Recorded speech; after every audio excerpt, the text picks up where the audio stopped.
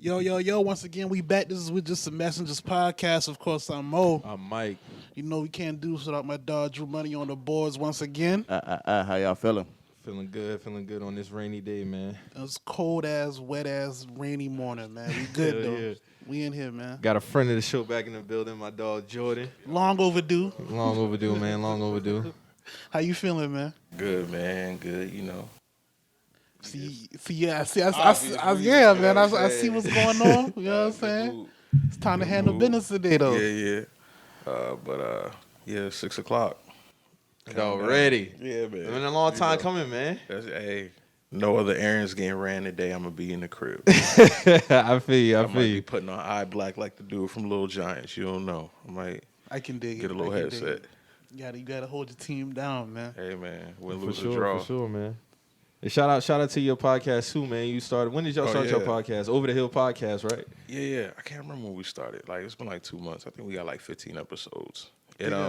That's what's We up. just been going through the motion. Like, we talk about it. We be like, yo, we know how this shit look. We got some stuff we didn't drop or whatever.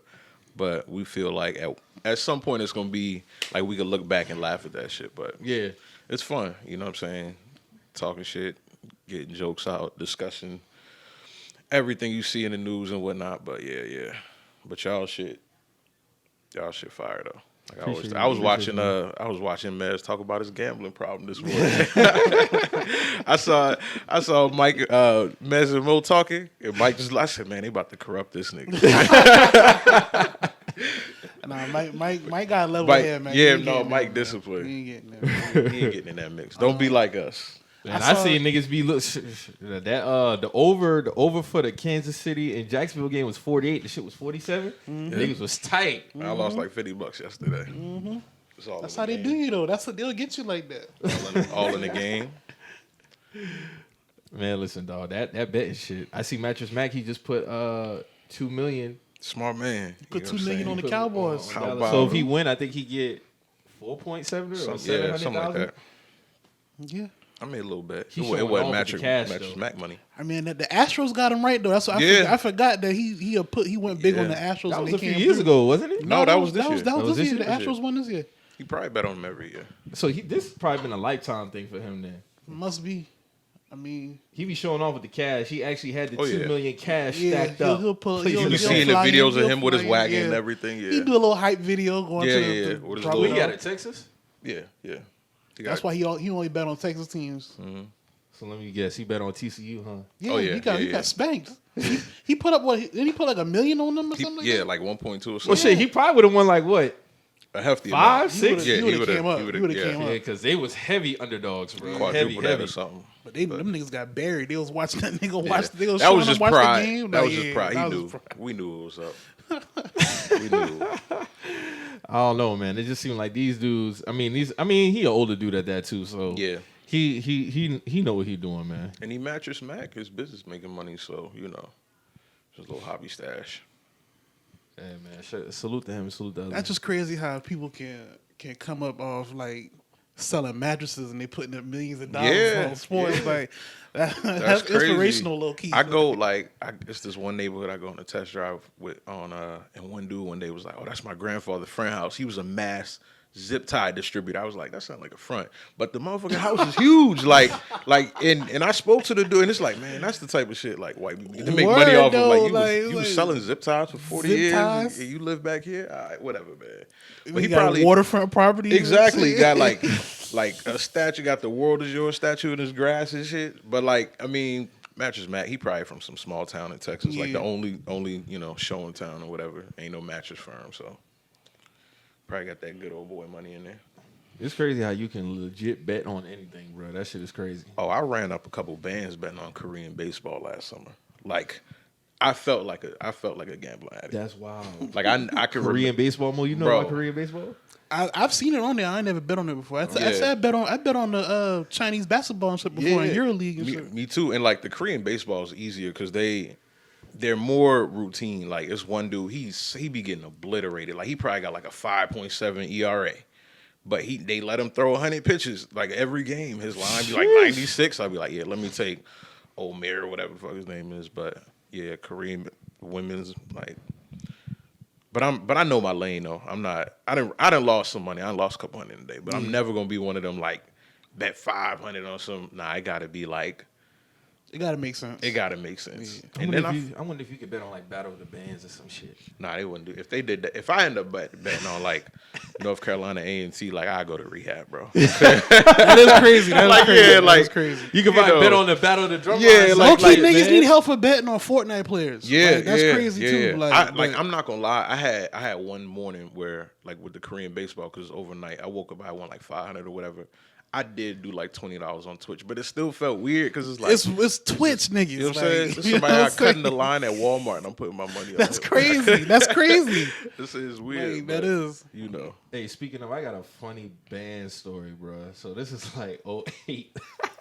So we went to band camp up by Clemson. I can't remember the college we went to. I think we went to. Oh, matter of fact, we went to Southern Wesleyan. They let us stay there for like a whole week, so we had band camp, right? So this dude on our drum line, right? I ain't gonna drop no names. So this dude on our drum line, right? He played bass. So he got caught smashing this girl, right? Well, our band director found out. One time at band camp. Was already a no-go, right? So he had to take his bass drum and basically go through like this crazy ass, like he had this man running all over the place. Basically, like when football players fumble, they got carried the football around. Times that by 5 and shit. Oh, nah. With his bass drum on, you know how big a bass drum is. Just because he got some ass? I'm telling you, bro, this shit get funny. Like he Niggas just had hate no it. tolerance for this shit, bro. No tolerance for this. This is my senior year. This 08. So, and you know, you go up north, it's hilly as fuck. Right. Yeah. Bunch of hills and shit. So by the time he leave, come back, this nigga come in. This had to have been a scene out of like Stomp the Yard type shit. This nigga come in, exhausted as fuck, crying and shit. This nigga go in the room. We go in the room, right? Go in the door room. This nigga like just break it down this shit. Love y'all, man. Crying and shit. So like Pete now, my homeboy, my other homie. And Drew, you know AJ, right? Me, AJ in the room and shit. Shout out my nigga AJ. So our other homeboy, this nigga go in the bathroom, right? So I'm standing, we all in the main room. He go in the bathroom. He come out. He start crying too. So I'm like, this nigga was just crying. And I'm tripping now, so I'm trying to be serious in the moment. I really want to laugh. Yeah. So I'm trying to be, this nigga go from just like, boom, straight face. This nigga come out, he start crying, I love you too, man. Da, da, da. And I'm sitting there geeking, and I'm thinking about the fountain. All this shit because this nigga had get so mad. This nigga, I'm like, damn, what this nigga had you doing? I said, bruh, this nigga had me crawling with my bass drum on. I had to go up and down this hill, like all type of shit. He must I have ain't lie. or something. If I ain't had no scholarships, I'd have told a nigga good riddance, Yeah, bro. yeah. You ain't about to do me like that. Bruh, that shit bars. was crazy because our band director was in the Marines. Right. Oh, yeah. He was a former he was a former Marine. All right. So I was like, damn, nigga, fucked you up. Just all this, I was like, damn. All that some because he had ass. get some, Nah. yup. And then he told me why he was doing this shit. He was like, hey, get up. I hope it was worth it. Get up. I was like, damn. No way. That shit had me weak as fuck, bruh. This man hating Fuck on outta here. pimping, man. Basically, that's what that was. That's all it was. Yeah. I mean, it wasn't like it stopped niggas from doing anything, though. I mean, niggas still was sneaking trying to do some shit. Because other niggas would have told him, get the fuck out of here. Like, other niggas is not doing that. I'm not about to be jarhead because I got some pussy. Yeah, like, nah. that's crazy. First thing I thought when Dog was on drumline and they had the drum over their head running up the bleachers and shit. Yeah. I said, come on, boy. Sound like Mr. Lee need a shot of cognac or jack or something. Something. That shit was wild, bro. Shout out to Star High though, man. Shout out my alma mater, man. That was a good year. Freshman year and senior year by far was the best year for the drumline, though, I will say. We got some shit pumping, man. You know, I wanted to ask, man, do y'all really think the government care about identity like that? You know how like they be having all these apps now when you like put in your face and shit, and people be like, oh, y'all be fucking with them apps and be giving them your identification and shit. And my whole thing is like, bro, we got iPhones, we got droids, like this. Like, why would they need it? I don't think it's the government. I think it's more so private entities. Yeah.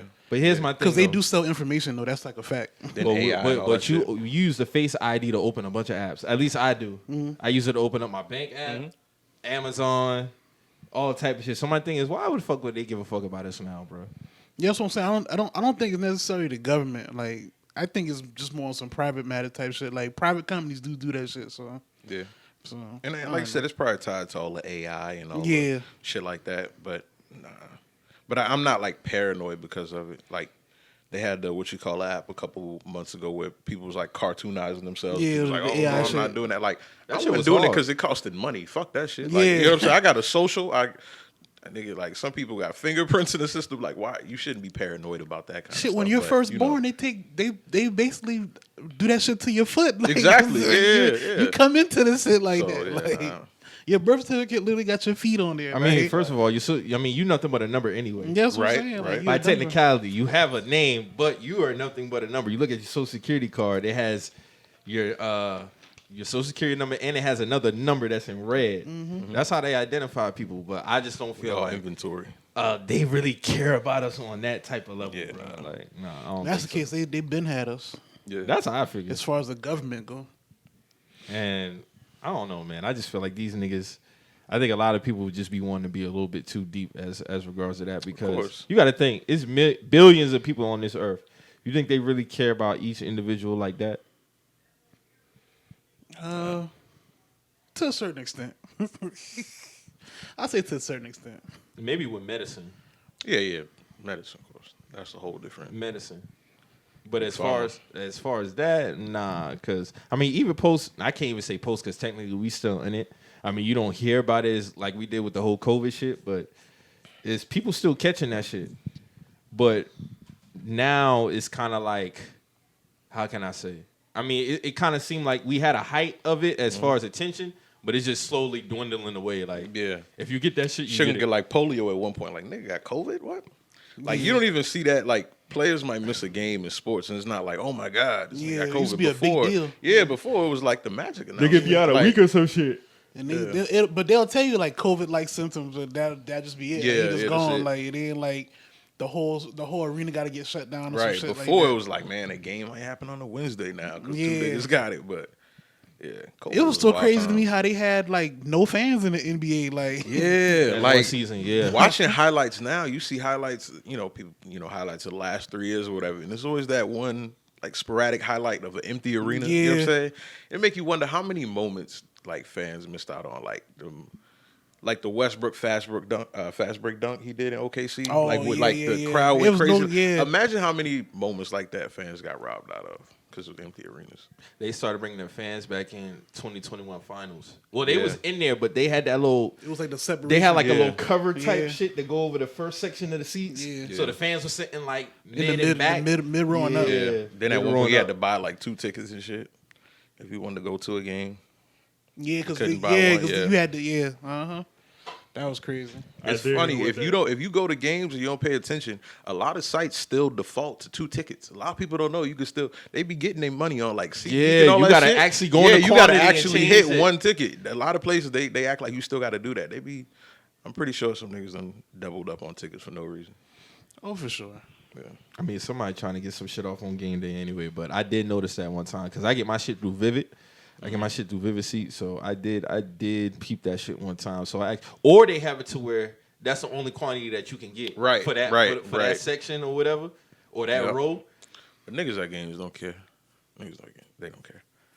I went to a concession stand at the Nets Hornets game, and 2 niggas in fake minks was in my seat when I got there. I was like, nah. And I remember walking in, and they was in the nosebleed, and I was pretty close. Like, I was probably like 15. I was like, nah, fake DJ Mustard and Draco. Y'all got to. No way, dog. Nah, for real, yeah. And then, like, But don't They they be was- having the people there to like verify the lower seats? Not really.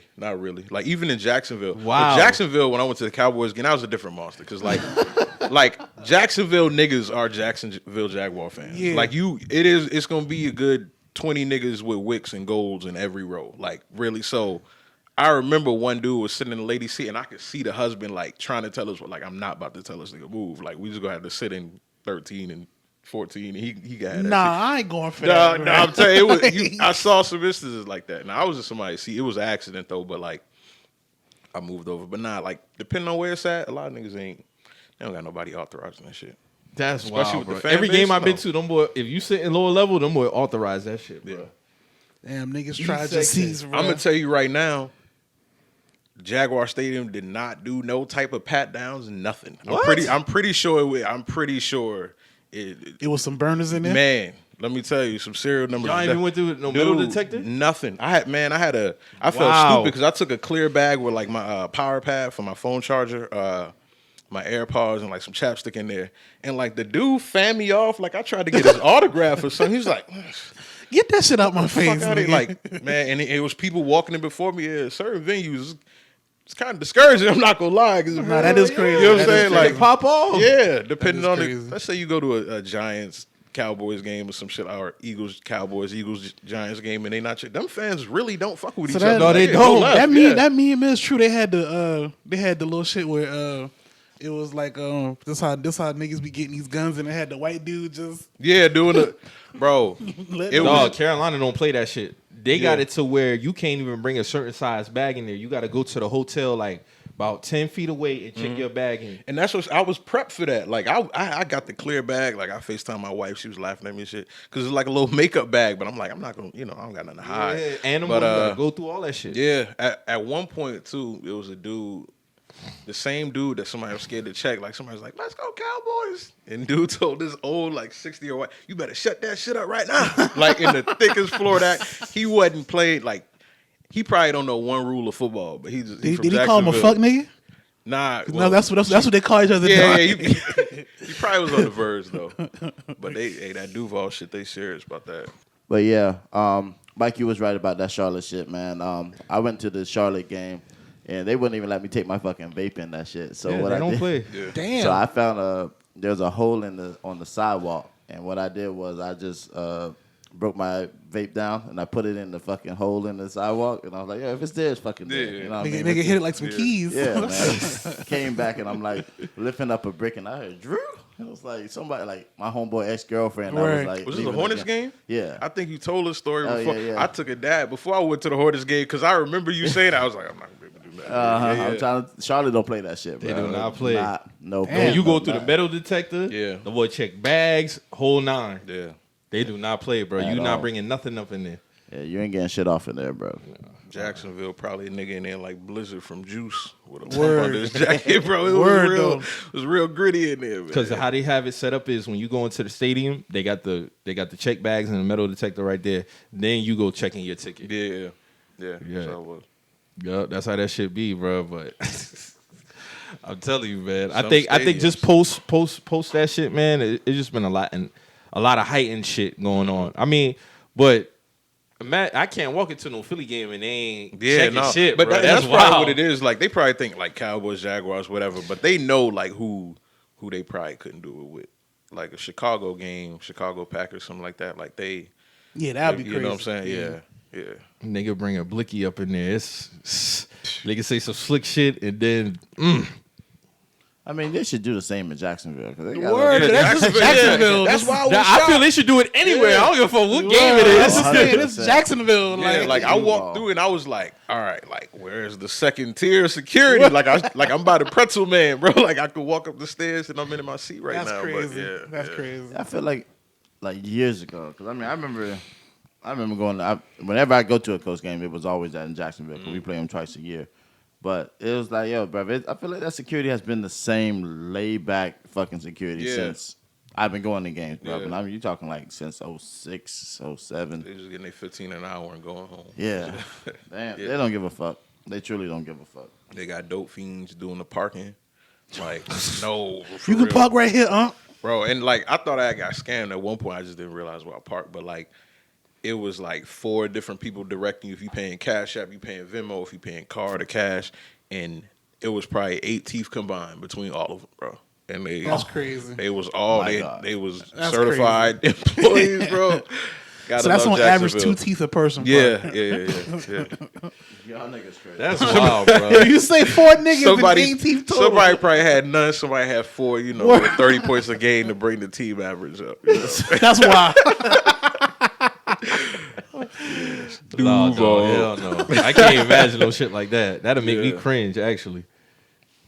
Nah. I can't even trust Niggas gotta you. get their bread, man. I mean, but So that's I see some shit like that. Them niggas definitely be getting high on something. Yeah, That's yeah. facts. That's where the fair people go. Like off when it's off season for the Yeah, fair. yeah. That's the other seasonal See, job. I don't pay for no parking when I go to games, bro. I get a hotel by the stadium so I can walk. Word. I was actually I'm not at the fucking with stadium that paying the for Cowboys. parking shit. That should be $40, $50. Yeah, no, I'll take the city scooters. Yeah, Fuck it.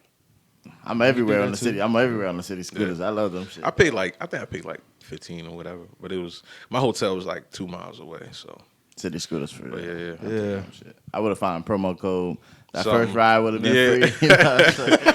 use somebody else's email if you Facts, already took nigga. advantage. Having fiends park your car though is wild. Yeah, They're no, not they getting just direct you. Like they didn't get. Oh, it. I'm I about would to say. I wouldn't. Like, Don't y'all fiend niggas valet. ain't my shit. My shit was a 23 at the time. It was Boy, fuck that. That nigga You said not no. touching my shit. no way, buddy.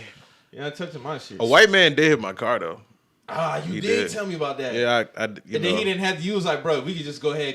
had to give me bust a this. little extortion move, you know what I'm saying? But he paid me. And then the week after he sent me the Venmo, I got wrecked on 26. And they totaled my shit out. Totaled So his shit. that just went to my wife shopping for the most part. And the debt was, he gave me like 400. The debt was like, my paint guy was like, man, that's $100 the buffer out. I'm like, shit.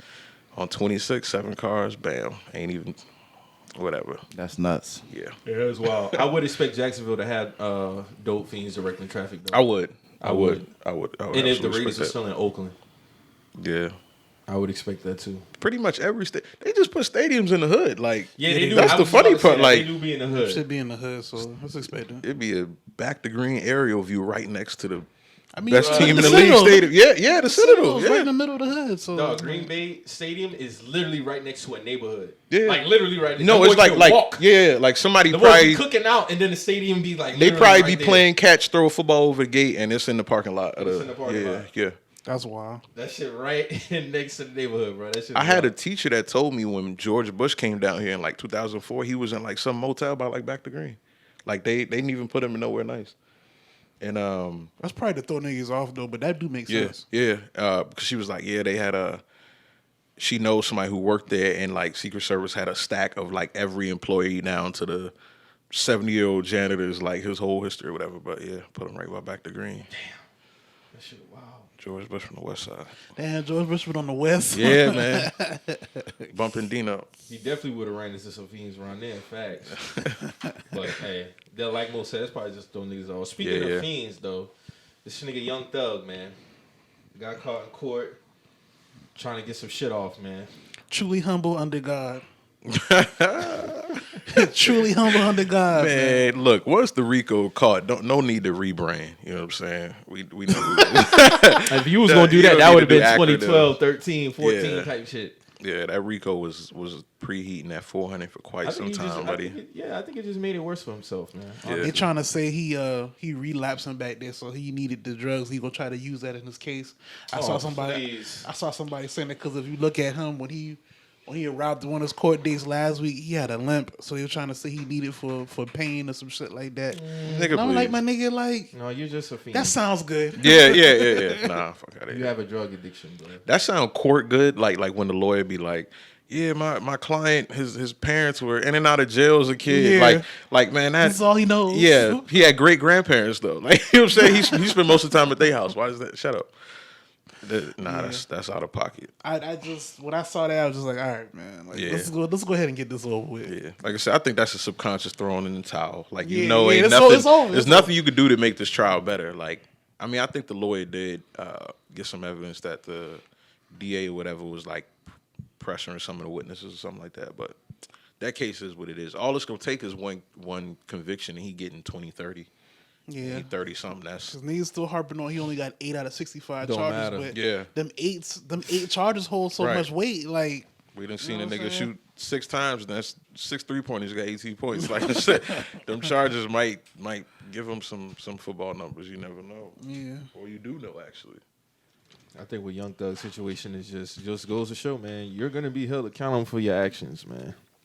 Yeah, and Keep on saying it. them Ricos, man, like I say all the time, I can't say. Man, free they got no like nigga a with 98 Rico. conviction rate for shit like that. Yeah, and Like, even come though it's on, the man. state, what people don't get is the Fed, the feds is greedy. if he beat that, the feds They gonna be can like, pick it up. thanks for all the evidence. Yeah, Thanks like- for making it easy, nigga. Yeah. So now we gonna use our intel. Like, you see what's going on with FBG Duck case? The feds ain't playing. They got blood drops, man. Listen, no. So what else happened with FBG cases? All I saw was they said the shit with Vaughn involving that. Well, they had somebody, some fiend or whatever, who's allegedly from O Block, came out and said that he had money in his bag or whatever, blah, blah, blah. And they said that might have been false, but they got text messages. One of the main shooters, I think, C Murder, when they raided his apartment, he had a loose leaf piece of paper with his Instagram login. They had a group chat. They had a group chat saying, "Hey, Duck at Dolce & Gabbana." Bro, yeah. That's why I don't say free niggas, man. It take a lot. If you say free a nigga on a RICO, that's enabling. Because it take a lot of work for you to get a RICO. Yeah, like you're that's 3 to 5 years. You know what I'm saying? You At giving least a lot. minimum. So they had a chat like, "Yo, Duck here," or whatever. They had they got like No burner phones, just all on the personal That's some phones. wild shit, you bro. talk, nigga, burner phone. They did it in a car that one of the niggas bought the day before. This wasn't no stolo shit. Like, no, he bought it from a dealership and then he took it back the next day. They got 24. Man. They got video of them running out the back, like after they got the drop phone call, of them running out the back of one of the buildings like school kids, like ready to go. Yeah, like that. Them niggas are cooked.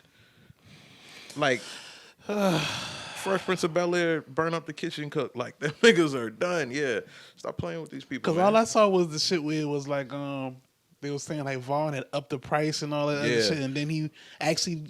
Because I remember, because it was like he celebrated and bought all those old block chains. Yeah. I remember that Instagram post. I was like, oh, this nigga going crazy. When that with the happened, old I said, block. "Oh, that's the RICO there." I said, "Everybody who got a chain, it got some alleged body." That's the brand. That's it. That's Yeah. Man, them prosecutors on that case are in the island right now. Like, they bosses like, "Aren't you doing work, nigga? We got the work, buddy. Chill. This is come on now. They already laid it down for us. Yeah, there's another day at the They office. just There's let that nothing. shit marinate. Yeah. Nah, Because I remember when he bought all those chains, he had I a do big remember one, that shit. and Yep. he had like 10 in his hand. He was like the jeweler still making the other 10. I'm like, okay, like man, them niggas wanted to go. So to then jail. when I think Mike sent it, I was like, oh yeah, this. I was like, hold on, I know exactly what post that is. Like, they got a lot of evidence on them. But hey, Boosie said it, and it's smart. He said, "Man, niggas can't even do handshakes around me." He said, "You do all this." He said, "Nah, you got to keep it simple around me because the feds watch all that shit." The YSL, it's a photo of Yak Gotti standing on Lucci Car at the mall. That's in black and white. They look at all the they look Instagram at posts, every like, single thing. yeah, they do. People, It was reading Thug lyrics. He was saying, he was like, I shot his mama. I ain't heard him since. And some shit like that. I forget bro, come on. what it was, but yeah, they pay attention to all that shit, man. They do. That's madness, bro. That's madness. I mean, he just keep digging his grave deeper and deeper and deeper and deeper and deeper and deeper, and it's like, bruh, you already on trial for this shit, and you willing to risk it all because you trying to get a high off. Yeah, and the dynamic of crime is so funny, and it's so, if you in that life, it's doomed because once upon a time everything was a secret. If you saw, like, when I was, if you saw a drug deal, like, that was significant. Like, oh my God, like, that it was lot. that. Yeah, like, It was like, they damn, what was the sloppy fuck? if you saw any type of. Yeah. Now, any social media site, a nigga posting a large quantity with a price and a phone emoji, and it's really fucked up because even the old heads are doing it. You get 40-year-old rappers talking about, and they still they'll put hashtag props and all that. yeah, I'm like, my nah, nigga, I mean, like, crime is so public, man. So Like- y'all be seeing that shit in Twitter now where they be like Blickies for sale. Y'all think those bots or that's actually police? No, them bots. Those bots. But them, it go down on Telegram, buddy. Yeah. Telegram is diet dark web, bro. You and don't I can't accidentally even click say on one diet of no them bitches. more, like- yeah, like yeah. I say diet because, like, if anybody who's ever been on there will tell you, like, there's some real crazy shit on there. Yeah, but it like is. you, and the thing about Telegram to where it's like, I hope nobody get caught up, is if you click a link and you have that app, it automatically takes you to that chat or whatever. Mm-hmm. So yeah, I mean, it was a sweep of they was doing 3D print guns on Telegram, like it's I don't see some shit on there for sure. Like, Yeah. it's crazy. some shit.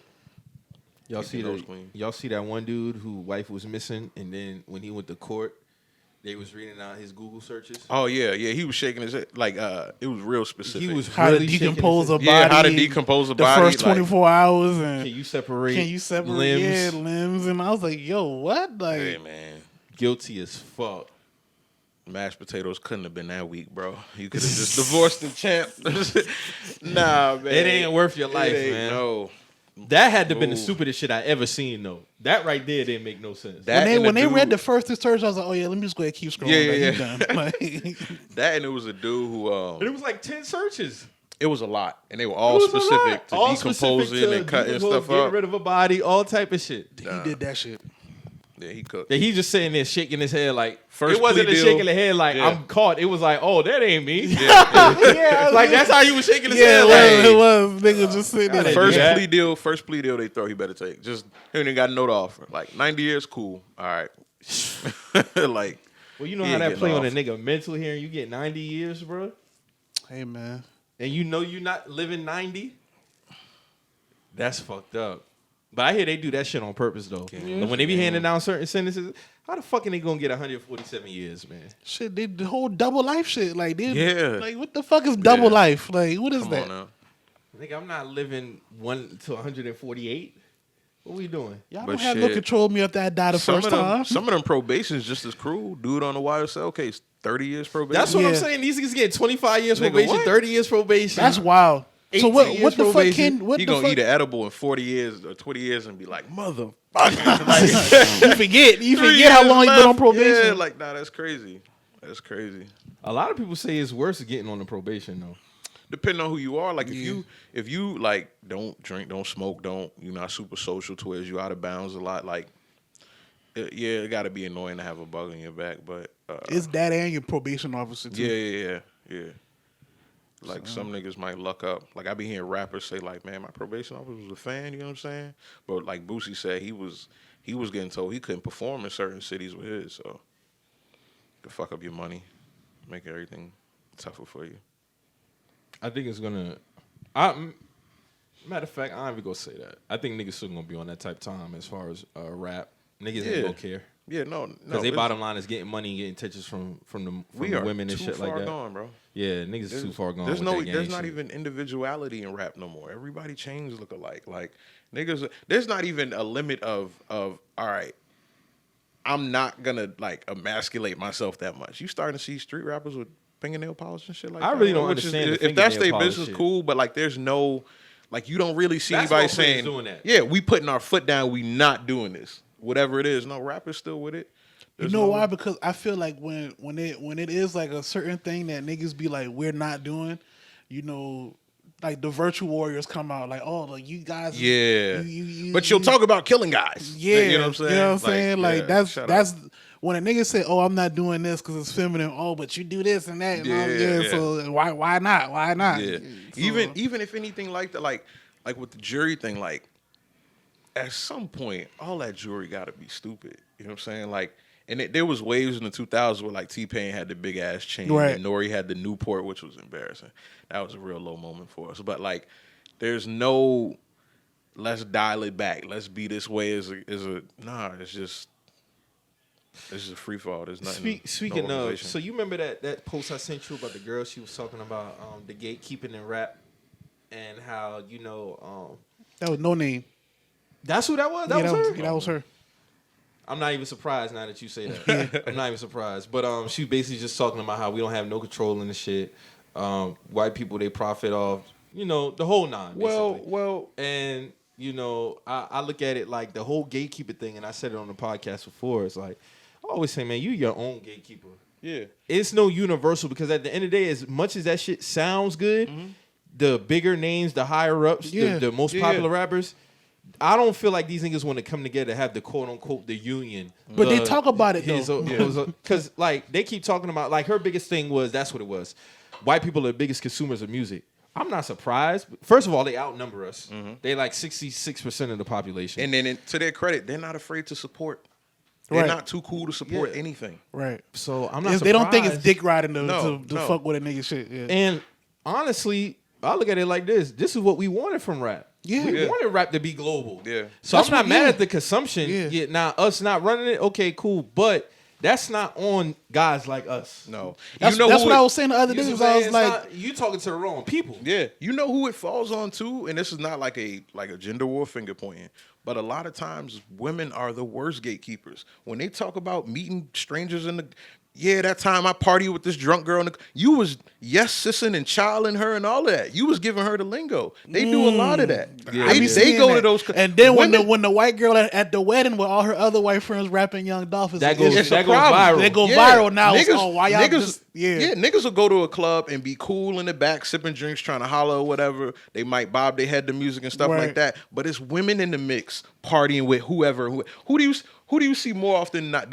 Is it more common to see some black dude getting twerked on by a bunch of white girls, or is it more common to see a black chick having fun with some old white guy in the club? Probably the latter. I can count. Count on both hands how many times I've been downtown with some homies and like some drunk dudes or some drunk girls try to come like kick it with us and we like we not. Yeah, but then women will be in the. You see the Instagram post. You see the Instagram post of the old white guy or the mix of crews. Just say the bringing on white girls and Gabrielle and them in the mix rapping. You letting the gate down. Now they know all the words to the song. You can't be mad at that. That is crazy. Niggas is not saying sis and child and did on Facebook. Baby. We not saying that. So when you talk about lingo and TikTok, that is y'all. Yeah. We're not doing that. The gatekeeping is like I said, we all play a part in it or whatever, but at the same time, it's something we wanted the masses to get to.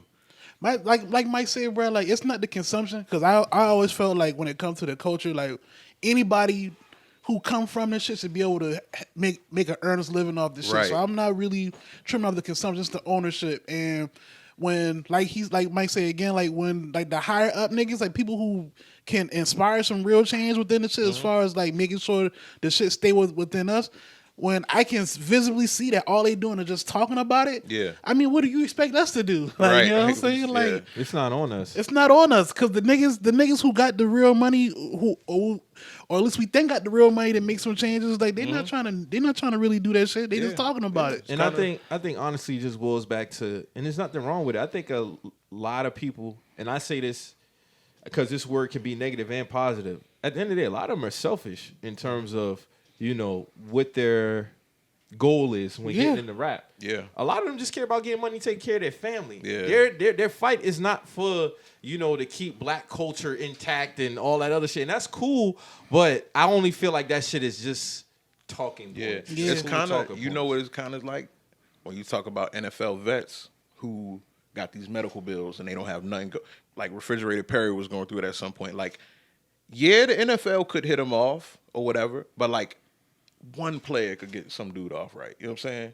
Like, you a 20-year player for this team and a vet, I'm just making up a name. Let's say Ken Norton Jr. Let's say he was hurt. Like 10 Cowboys players couldn't come together and knock off some. That's true. You know what I'm saying? That is true. I do. Yeah. And it's a fraternity at the end of the day. Yeah. At some point, it should be up to the highest power. It should be to the NFL to say, hey, we're gonna make sure this guy who ruined his brain, who need to write down his address to get home, we need to make sure his bills is paid. We need to make sure his pockets are lined or whatever. But we also feel like, man, they don't care about us or whatever. So we should start caring for each other. There's no reason. I think it was in the Vlad interview, and like Melly Mel was talking like DJ Kool Herc brother, somebody who was a part of the creation of like the message with Grandmaster Flash or something, is in jail because he was a security guard. He was getting harassed by a homeless guy and he killed him.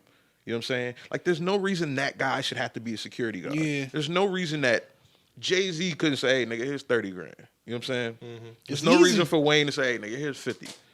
I rap about paying prostitutes to get their body work. So let's, you know what I'm saying? Why can't I hit But hit then this they guy want, off, these are same niggas we talking about we need more unity and we need to look for ourselves. Right. No, y'all not. Y'all not really looking for yourselves, though. And if you, like how I might say, if you just in it for yourself, then cool, but don't try to make it seem like, just keep it there. Just keep it there. Like. Yeah, and I think a lot of niggas, they pick and choose because everybody got their little cliques, who they run with, who they real cool with. That's why, the term bro is used so loosely now. Mm. You see it in all these football players' captions. Anytime something happens to a bro, oh, bro this.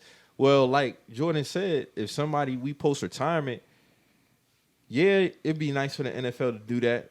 But not only did you sign up for something, there is a responsibility on that player themselves to be smart with their money. But like you said, if we have this family, we've been playing together 7, 8, 10 years, and I know you falling on hard times, and I know I got it, it's nothing for me to hit you off. You get what I'm saying? But I think a lot of that boils down to they look at it from a financial status. Kind of like with Delonte West, right? Regardless of the fact, bro, as much as everybody came together when they saw him on the streets and stuff like that, how did he even get to that point with him? Yeah. That's my whole thing.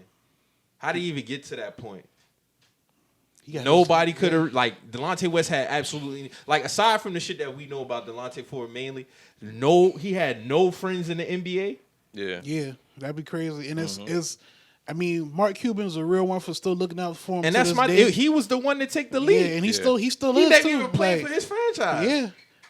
I think he did play for the Mavs for like a short stint. That's how they knew each other. Okay, but he just had a Knuckleheads interview. He was saying like how he still got a lot of love for Delonte. He still but I don't know, man. Like you say, like it should have been like some players got together, but man, like nah, we not letting bro go out like that. Yeah. You know what I'm saying? Yeah. Like And that's just it's like I think a don't rap get it. union just fake.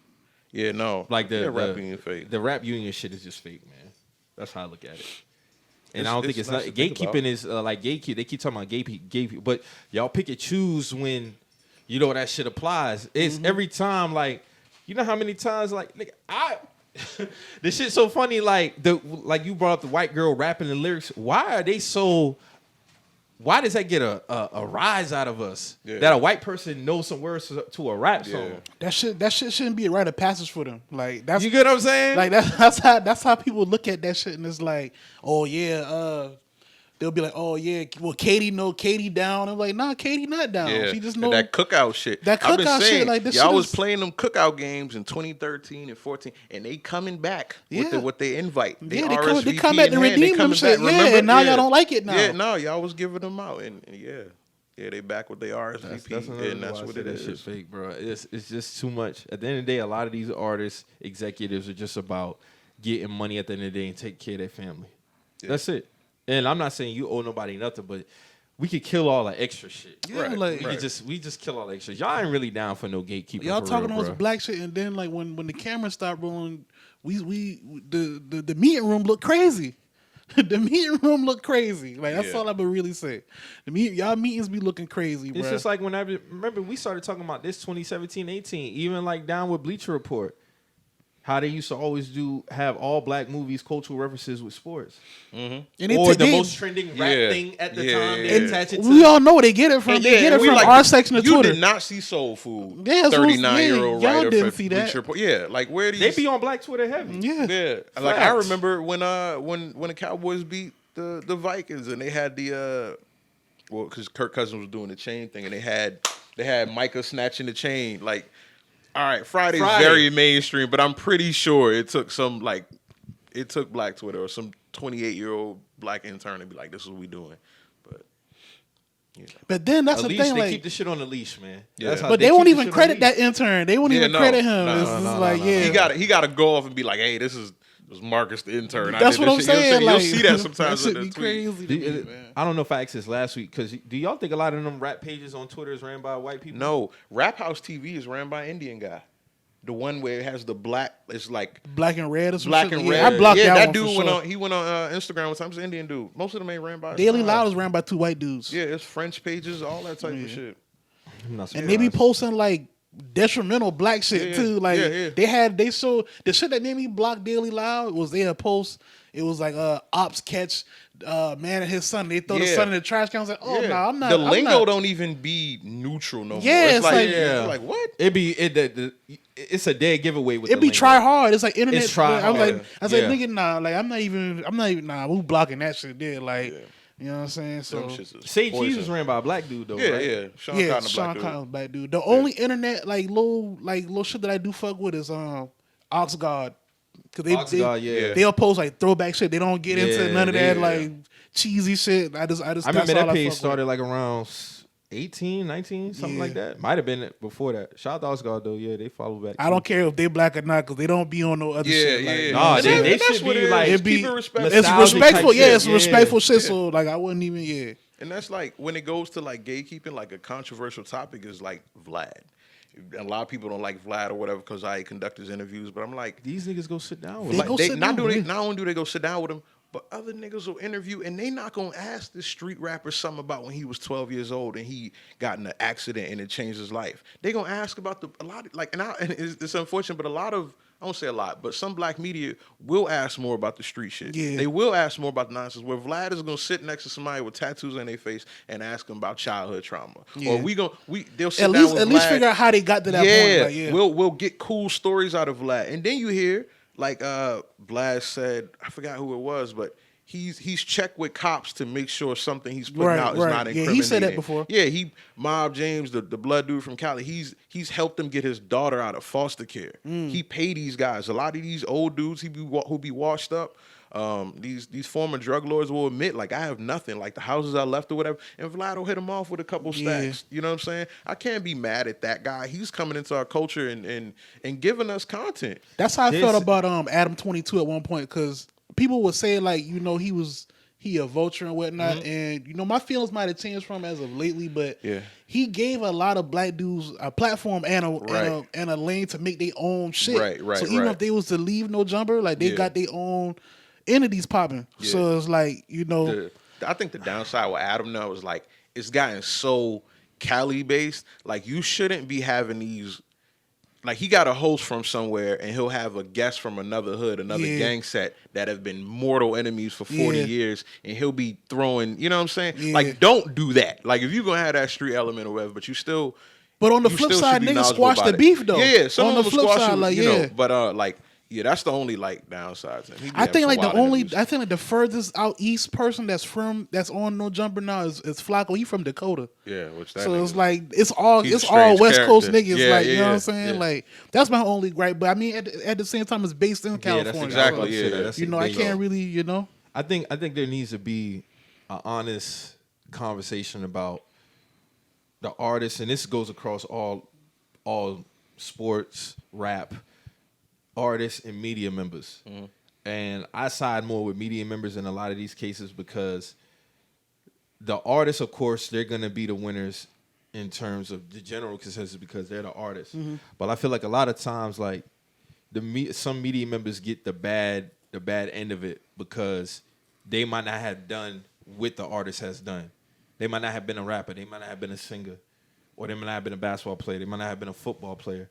So then I feel like there could be a balance, but at the same time, too, I feel like we're starting to get to a point where the artist is starting to dictate the narrative because we see it with basketball players having podcasts now.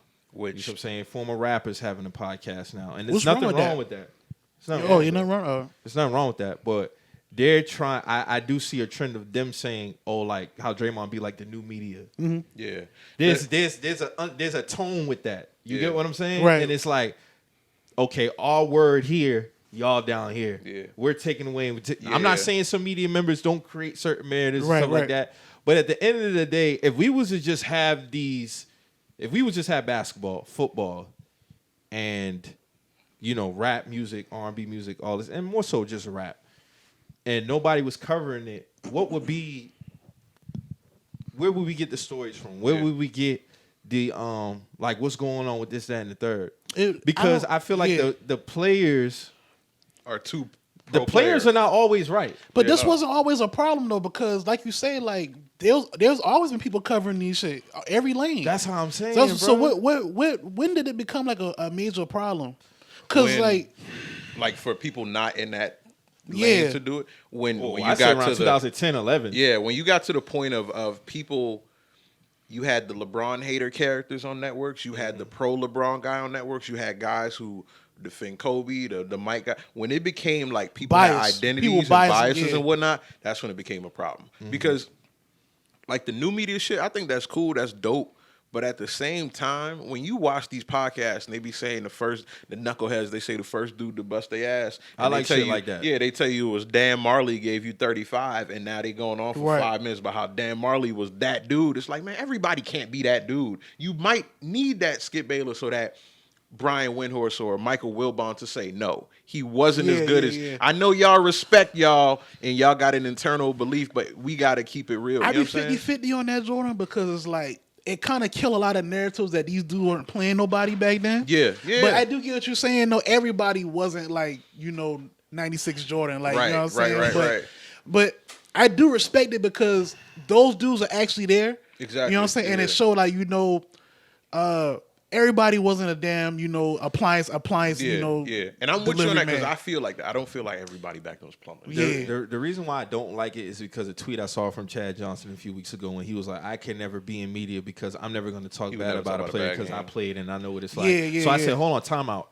So you meaning you could tell me we can praise you guys for all the good that you do, but if there's any ounce of critique, it's you don't understand, bad things happen. Well, no, dog, because when you get to a certain level, bruh, you're like, there's a thing called expectations, and you can't change that. Right. There's a thing called expectations. So when you play at a pro level, there's expectations. When you play at a college level, it's an expectation. When you played at high school, there's an expectation. If you didn't play till at each level, there was a certain level of accountability, bro, and that's what it is. So I don't believe in just praising players for the good that they do. That don't mean I'm going to kill you, but if you play bad, or if you're a rap artist and your music is not good, I should be able to warrant myself as saying, yo, this wasn't good. I didn't like this. And if it's consistent, I should be able to say, yo, every time we go speak on you and you playing bad, I just, like, prime example, Russell Westbrook last year. Everybody was getting on Russ. Has there been a peep about Russ this year as far as his play?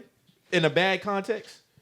In the beginning. On a grand scheme, nah. But at the beginning of the season, it was on his ass at the beginning. But once he accepted the bench role and the play turned around, nobody's saying talking shit about about 6 Man of the Year award for this man, possibly. You get what I'm saying? Yeah. So that's why I feel like even around with him on that time, I'm just using this as an example, there was this thing going around about like how, y'all doing too much of Russ. And then, he was talking about like how, I'm a champion in real life. And, I know players aren't.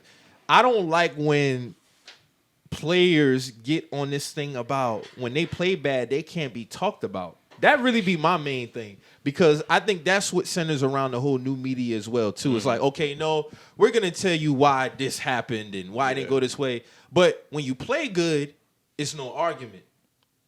Yeah. I think new media is I think their goal is to, like, when players talk about, you don't realize how hard it is beating this screen for X, Y, Z. So as we just see a player playing shitty defense, you know what I'm saying? And that's what they're doing. They want that's my negative opinion about new media. Like, bro, you can't make every component of your job seem so tough. You know what I'm saying? I said this to Mike. Like, Tyreek Hill called Christian Kirk a top 5 receiver in the league. Come on, come on, man. You can't, guys don't know how hard it is to make this catch and this and that. Like, yeah, we don't, but we see other guys do it enough to know who is great. There's definitely 5 better than Christian Kirk. You know what and I'm that's saying? not a slight at Christian Kirk at all. At all. But like I said before, you don't need to be a dentist to see good teeth. This should apply to rap.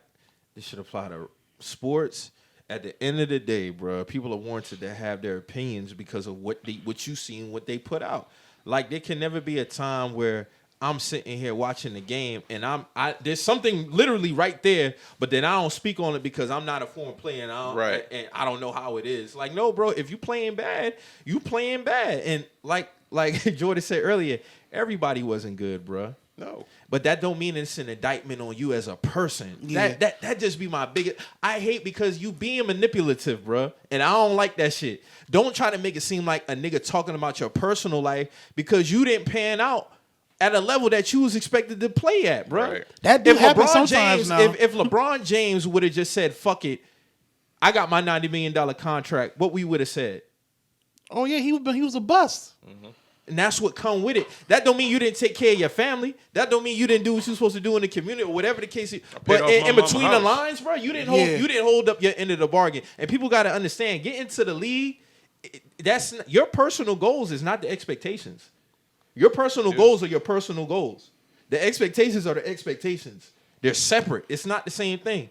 So nobody takes away from what you do, but we can't get into this thing now where everybody, so nobody was bad, bro. Yeah. Like, nobody was bad. And if they was bad, we don't need a deep dive.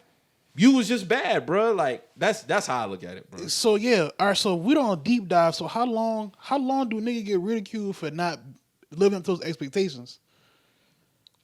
I don't think it's a ridicule. I think if the topic comes up, it comes up. Yeah, like when I watched Ryan Lee's Pivot podcast, bro, then I actually was surprised at the level of accountability that he took on himself. Like he said, I didn't put the work in. I was a narcissist. I did this.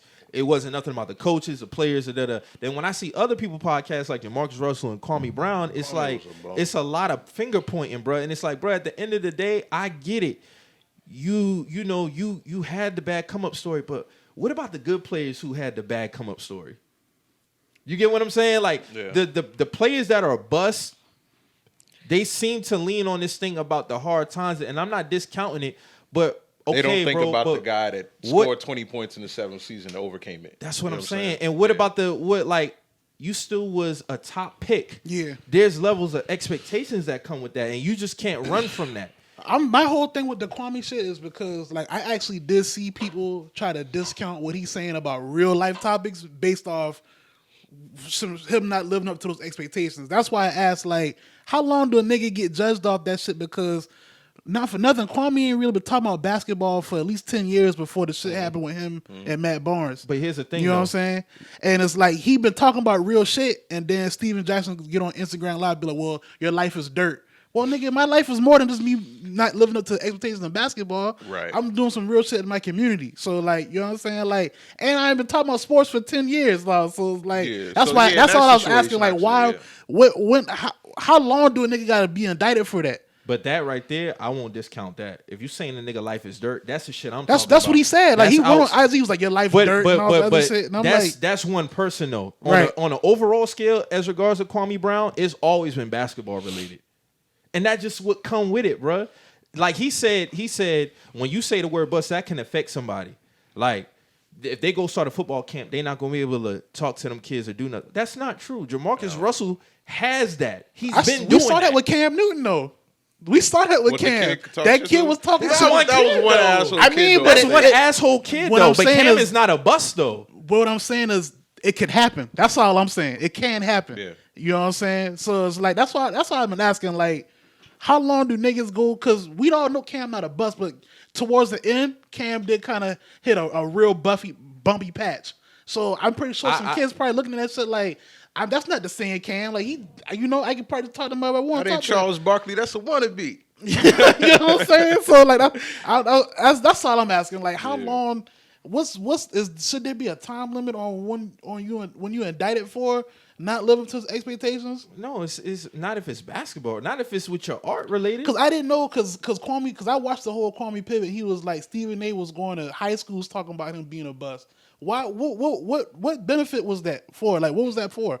He said Stephen A. Smith was going to high school. Yeah, because he said he had he said he had a conversation with Stephen A. and brothers tried to Eurostep the question. He was like, "Why were you going to schools talking about me being a bust? High schools at that. What was the purpose of that?" I did see one clip where he referenced. I can't remember the exact context, but he was talking to people and he referenced Kwame. I thought he said Stephen A. was just going to schools talking about basketball. Period. But he said the main point of it was Kwame Brown, and so Kwame was asking him. He was like, "What was that about? Like, why? You know what I'm saying? Like, what was the point of that?" So that's all I was. I just feel like up until 2021, prior to that, there wasn't a lot of conversations about him, and that was even the first time that when we had that discussion on that podcast, that was the first time we ever talked about him. Yeah, the first time ever we talked about him. He been out the league since what? That's what I'm saying. 08, 09 or something like that. 2012. 2012. All right, so he's not wrong.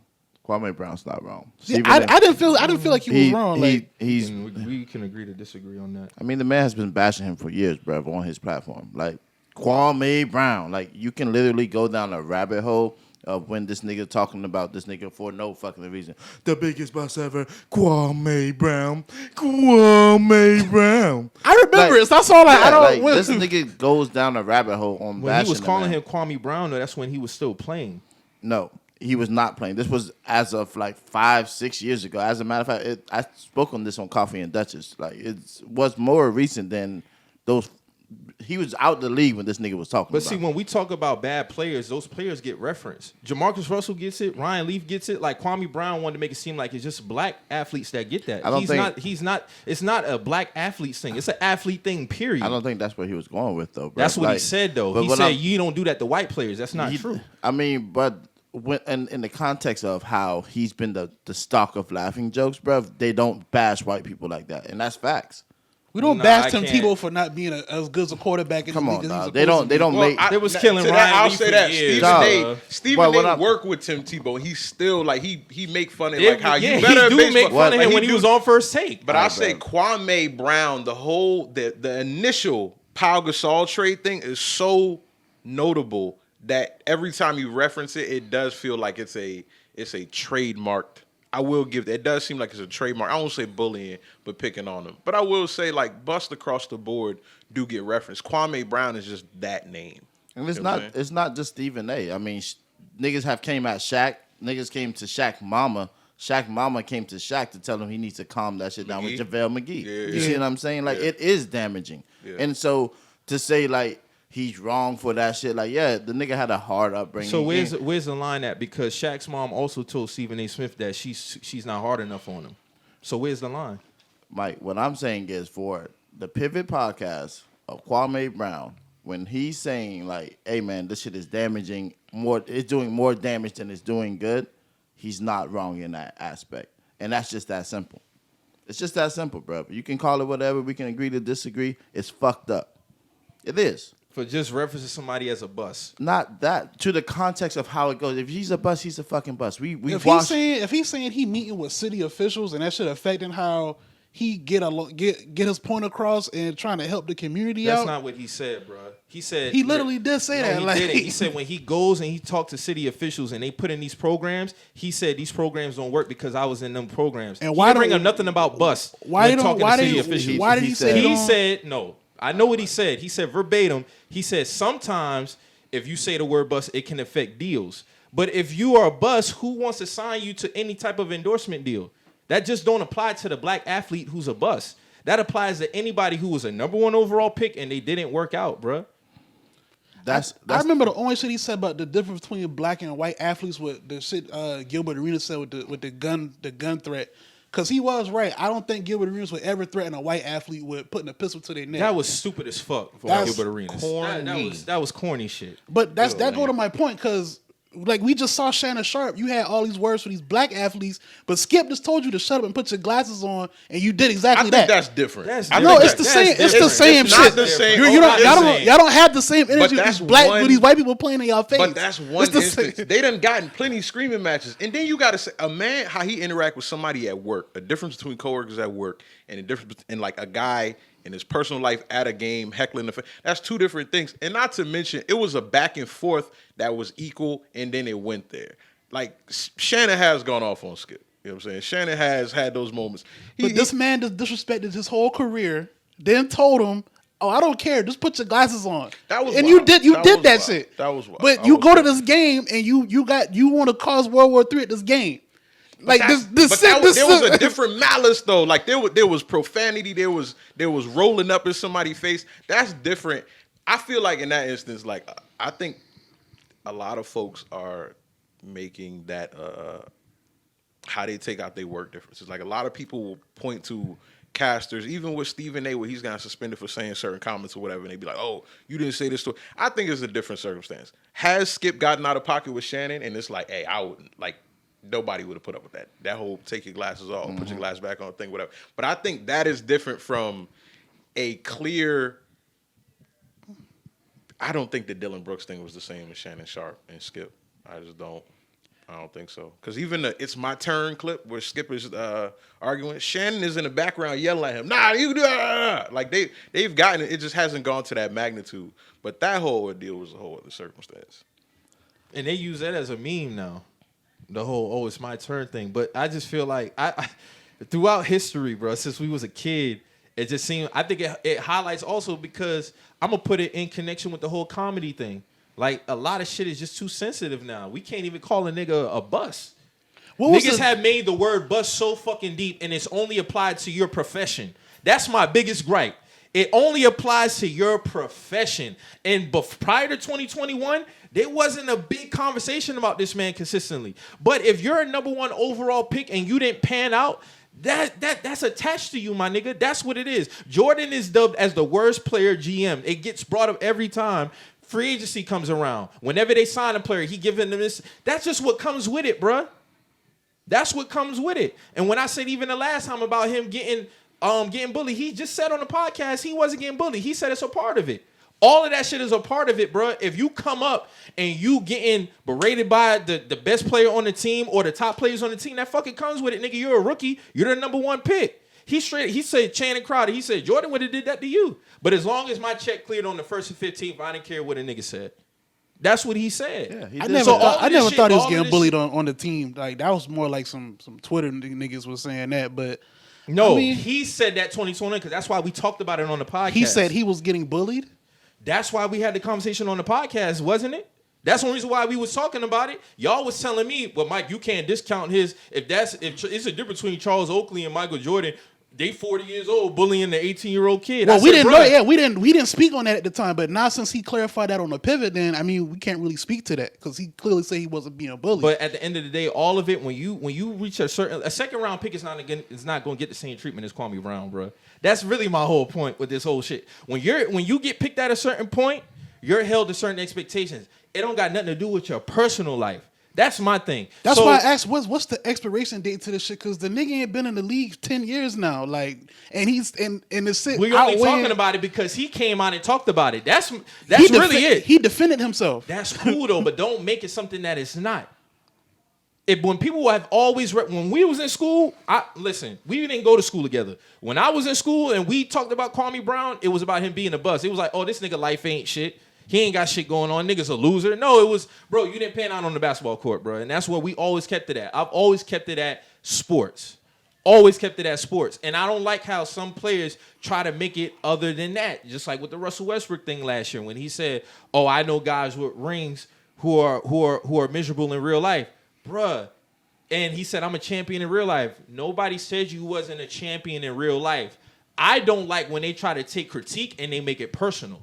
That's my biggest issue. Yeah, I mean, I wouldn't argue that, but bus is a bus. That's just what it is. But if we every day Kwame wakes up as Kwame Brown, we don't know this nigga ins and outs. We don't know nothing this man goes through. We don't know the meetings he sits down in. You don't know any of the backlash he gets from this negative stigma under it. Okay, yes, when you was coming up and as we was all coming up, we called whack. Cool, that's fine. But as a grown-ass nigga, if another grown man is still calling you a fucking bust and is damaging how you're moving and how you're making money and how his kids are, like, bruv, like, this shit fucking matters. And we just talked about fucking using platforms and how the fuck you talk about fucking on your platforms and how people coming out and saying wild shit and niggas needing training on how the fuck to talk about people. In general, it's just simple. It's the times have changed, Mike. They have changed. But even speaking for me personally, it has never been a time, even before 2021, that we never talked. If this man sat down and said, hey, this shit is damaging how the fuck I'm moving and how I'm trying to make moves, it's a fucking problem. Because it is, you've been respectful as to keeping it in the lines, but it's clearly not everybody else not doing that. So that's why he's able to speak on this shit because he lives his life every single day, Mike. We don't know this shit. But here's the thing, though. Even if you're known as that, is that still on the person who's still saying it? If you're worldly known as a bust, you're worldly known as a bust. But that's totally fine. That's why I asked you, at what point do that shit, like, all right, bro. Like, I think it stays attached to you for life, whether people talk about it or not. It doesn't. That's because somebody see Ryan Leaf walking down the street, they going to know he was a fucking bust. Nah, I would just be like, oh, he played in the NFL. Like, I mean, that's not true, bro. That's not true. I don't really look at. That's not true, bro. We recognize. You're trying to tell me. You're trying to tell me how I would. No. Time out. Mo, you have literally been on a podcast and called players whack. So if a player come in here and say, bro, I don't like the fact that you call me whack, what would you say to that? He's entitled to feel like that. He's entitled to feel like that. Would you still call him whack though if he's whack? If we had a conversation, he'd be like, yo, like that shit affected me, like, and he's really having a conversation with me, of course I'd be like, all right, I'll be more respectful to you going forward. Like, that don't mean me. That don't make me. Wait, bro. Wait, man. That don't make me a punk or nothing. That just mean bruh came to me with some real life shit he got going. I'm not saying that. But what I'm saying is, if James Harden came in here and be like, hey, bro, I don't like how you talk about how I play the game, blah, blah, blah, he was respectful about it, cool. I don't got nothing to say. I still don't agree with how you play the game, but I'm not gonna go overboard and disrespect him, especially when we talk on a personal level. That's just how it is. If he come to me on a one man to man type shit, and he respectful and I'm respectful, it is what it is. That's why I don't have a problem with Kwame being like, yo, the shit's damaging now. Like, you know what I'm saying? I've been in the league since 2012. Like, how long? That's why asking how long do we continue to tag a nigga some shit for a sport he ain't played in a decade. I'm gonna pick on Devin Booker regardless. Fuck that nigga. I mean, and that's cool. That's cool. But all I'm saying is, if a nigga come to me on some personal shit and be like, yo, like that shit fuck with me, bro. Like, you know what I'm saying? Like, I'm gonna respect that man. That's just on some real shit. But the way he talk is like he don't give a fuck. So which is it? Because he said, I don't care what you say. As long as my check clear, it don't look like Kwame hurting on no bread. Nah, I mean, he was saying as long as the check clears, as far as like when he was an 18-year-old. Him being a professional. And he's still getting money and he's still productive in his life. That's the thing. Kwame Brown has been very successful in his personal life. He's a nigga He's been very from Charleston, just like most of these niggas sitting in this fucking room, bruv. At the end of the day, a lot of shit we don't give a fuck. But when it comes down to I put on a fucking suit and tie, and I can't sit here because this nigga sitting here looking at me as I'm a fucking bust, not removing me from that character as a person who I signed my name up as Kwame Brown on this sheet of paper, that's who you should address me as. 10 years removed from this shit is nuts, bruv. Why are you still bringing up my fucking name? That's insane. I think there's always been that's it's insane. always been attached. It's but always Mike, been attached. it's times are changing, but this man he's being vocal. So why can't we why just? Do niggas, yeah. So why do niggas do media training? So but that's what I'm saying. Where's the line? I say this is I asked you. referee. But this is the I thing. asked you. I asked you. I'm only a true believer of what the person's saying out their fucking mouth. If something is damaging and he feels some type of way, I'm gonna be respectful to that. Mike, if I sat here and said, bitch ass nigga to every fucking person saying Drake's a bitch ass nigga and this and that all day long, bro, you gonna be like, man, calm on that shit. Like, it's enough is enough. Calling somebody a bitch ass nigga and then calling somebody a bust is different. If somebody want to take way it, different. If somebody wants to take it as disrespect, it doesn't matter how it comes out. So it's still disrespect. I feel like I said, I'm gonna just put myself special guest referee on this topic because I feel like it got to merge into something. At the end of the day, the bust shit is cool. Like, you on the field, you on the court, you on whatever the fuck the diamond you play, you being a bust is that. But once your career is over, that shit shouldn't spill into who you are as a person. It shouldn't 100%. define you. That's all I'm saying. And I feel like that's the point they trying to, like, me and you on this, like, Kwame Brown's a bust. But I feel like, removed from basketball, he's a fucking person. Yeah, if we take an instance, I think all of us know Steve Bartman was a baseball fan who ruined the White Sox for the Chicago Cubs, or he ruined the game for the Chicago Cubs. And that was him like what, ruining that 2003 game. or Yeah, some shit? it shouldn't have made him go into anonymity or however the fuck you say the word. He shouldn't have had to. He fell off the face of the earth. His life shouldn't have changed because of something that happened based off of that game. Him as a person, Steve Bartman shouldn't have been getting hate mail and XYZ. And I think a lot of players, even though they're a bust or whatever, they do feel that Steve Bartman effect. Like, I haven't played in a while. Like, yeah, I know it's a joke. Kwame Brown, he can't play a bona fide. Like, we all know it. We've all laughed at it. But I do feel like Kwame Brown is saying, keep it there. I haven't played. Stop name dropping me. And anything outside of me on the court is whatever. Right, Don't talk about my life. So after a player is done, even talking about players who were bad should be non-existent then. No, it's not that. No, that's not what we're saying. But bro. I'm asking. Because we've had the conversations about who's been a bust. That's a part when the draft comes around. That's a conversation sometimes. It's not a consistent talking point with just him though. You know what I'm saying? Like, and we haven't talked about that man in a long time prior to him retiring from basketball. When he retired from basketball, that's But like Drew said, there has a major sports media entity still talking about him even when he retired. Why? I still didn't get no answer from why he was at the high schools talking about this man. I don't even remember him even saying that specifically. I might have to He go said back that in the interview. He said Stephen A. was going to high schools talking about him. But why? Why was he doing that? What was the purpose of that? Y'all talking about Ed Reed?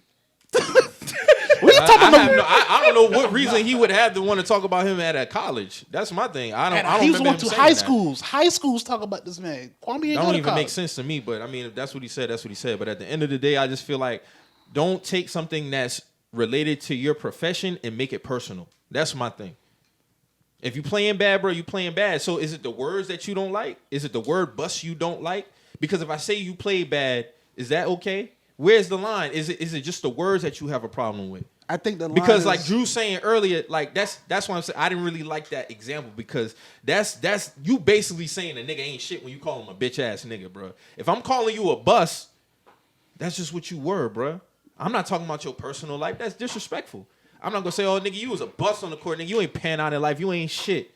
That's way different. Niggas did say that to Kwame though. You talking about Steven Jackson said your life is dirt. We don't know who else been. That's why I'm saying He talking about the overall link. That's why I didn't like Jalen Rose saying we got to get rid of the word. I didn't like that, and I'm gonna stand on that. I just don't like. I don't like it. If you a bust, you a bust because if you have expectations, somebody should be able to be not. And when I say accountable, I'm just saying like, damn, bro, like you might have to take what come with it because you didn't pan out, bro. And that's just what it is. That's the thing. That's just what it is, bro. Mike, at the end of the day, bro, times are changing, and there's words that have been canceled way worse than just the word bust. It's just that simple. You can't say when we grew up, when we was growing up, they said, man, that shit gay.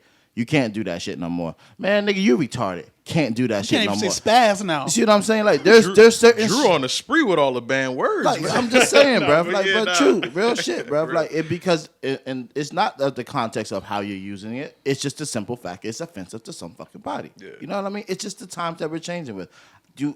I can't help how I was brought up. I can't help none of this shit. Right. But I can help that and have remorse. Get and awareness. 100%. Yeah. And that's just really where I took the most from Kwame's interview. Like, to me, it was a good interview because we don't get the inside of this shit. We don't know what was taking place as an 18-year-old kid, a nigga who had a growth spurt from 7th grade to 8th grade, from 6 foot to 6'8". Nigga, that's insane. In one summer. That's insane. That's I don't know what that shit is like. I don't know none of this shit. But I can see what I saw on TV. He wasn't the best player. He wasn't the number one draft pick worth to me personally. But I'm not going to sit here and say he's a fucking bust. He got further than me in basketball. We had to stop, and that what right there is what I have a problem with. What's the problem? Because you watch sports and you know sports. Why can't? This is what I hate. They love to say, Mike, you're taking it as I'm taking it as a personal level. I'm taking it as this is a fucking another human being. Drew, it's just what that does you simple. not getting the league have to do with anything? I'm not saying that it has anything to do with anything. You brought it up though. Yes, you I use it said as an example, and because it is a great example. No, it's not. It's a very bad example, How? my nigga. Do you know what it's like? You not getting to the league don't mean shit. Do you know what it's like? No, I don't. But what does that have to do with me judging your play? Okay, but if this man comes out his mouth and said this was the fucking problem, I have to take his word for it. That's what I'm saying. You're sitting here trying to say, nah, nigga, he can be a bust. I can say he's a bust. He shouldn't feel this type of way. Nah, bro, it's stopping something. It's clearly stopping something. If that's the case, then Skip wouldn't have got Jalen Rose in trouble for clowning his high school highlights. Like that clearly affected him. I don't think Jalen was on the show after that. Am I right? He has been on the show plenty of times. I mean, but they didn't work together. They didn't work together like after that. That's what I'm saying. It affected him. It's just but simple, Kwame can say some shit affect him, but it still go. That's all I'm saying. It seemed kind of odd. That's all I'm saying. It's nuts to me, and maybe I'm just a different type of person, and that's fine. I'll be that. I'll take whatever remorse or whatever the fuck niggas want to throw at me, bro. I'll be calm on that. But simple as this: if a nigga's gonna come out his mouth and say he has a fucking problem and shit is stopping because niggas are being goofy and still talking on his name, I don't want to be a part of that goofiness of saying, hey man, I already came out and vocalized saying I have a fucking problem with niggas talking crazy because it's stopping the bag. If we trying to be here for black culture, which niggas are screaming nonstop, black this, black that, we shouldn't be damaging other people's fucking identities. Yes, it's already been damaging, but 10 years removed is nuts. That's nuts. And the nigga just sat down saying, y'all need to be calm on the man. Be calm on the man. It's just that simple. It's damaging. It does more damage than good. Y'all think Shannon Sharp could beat up Steven Adams? No. Maybe. I don't know. That's a toss up. That's a toss up. I think that's a no hand strength fight. Like it's gonna be. It's gonna be. Break it up. Whoever, if they lock up, I'll be like, damn, I don't know who about to win this. I feel like it will be a lot of close. Like you ever see Serge Ibaka probably got the most missed punches in the NBA. Like I feel like it'd be a lot of close. He got more than Shaq. I'll say. Yeah, I think so. I think so. But like, I feel like they would be swinging and missing. But it would be full of if that one would have landed type hits. Yeah. You know, because Shaq had a couple like, damn, if he would have landed that one, that like Brad Miller one, I still think about that one. People say like Steven Adams like crazy strong, but is he crazy NBA strong? Because Shannon is like country. Like, he country buck. random drug test straws. Yeah. Like, but you have brought up the Ed Reed shit. You would want to get into that. Like, what you think about that whole whole debacle? Let me with tell you that? something. I took a Valium before this. Y'all niggas was getting hype. I said, man, we got to segue into something. I don't know. Nah, we good, man. Ed We Reed, good. man, the whole HBCU coaching thing is kind of. I hate how it looks because Prime called in and it looked like a "see, I told you" kind of thing, and it felt like I didn't go to college. You know what I'm saying? Straight in the sales world out of high school, like LeBron and whatnot. But I do feel like there should be HBCU representation and whatnot. But if the shit ain't right, like I don't feel like you should just have to suffer with whatever to make an HBCU pop. That's why I tweet what I tweet yesterday. I saw that. He was like, because I basically was like, bro, like, so it's cool for him to come and coach the team and put on a facade like everything good when it's not, but he can't speak on the shitty infrastructure and corruption. That's how we are as a people. Like it's unspoken. Now but, you like, putting we out can't family criticize business. ourselves. I saw people saying that you putting out put family business and He, shit. like and why you gotta suffer with that? And if you listen to it, like I like Ed Reed. Ed Reed the greatest safety ever. You know what I'm saying? I do feel like he wanted to make a change. I don't feel like it was. I don't know the. I don't think he was doing that shit for the social media. Like I don't think it was. I think it was like a. Damage control has a negative connotation, but I feel like it was I want you to see, like, I'm around the parents, I'm with the players, you know what I'm saying? There was a point where he had a player wallet and he passed it back. He was like, I'm glad you're using protection too, by the way. But, like, I think he wanted you to see, like, this is my team. Like, I've built with them. I got my nephew who transferred from Southern, another HBCU, to come play with me, and he name dropped Reggie Theus and all in the beginning. Another thing that I saw about that happened.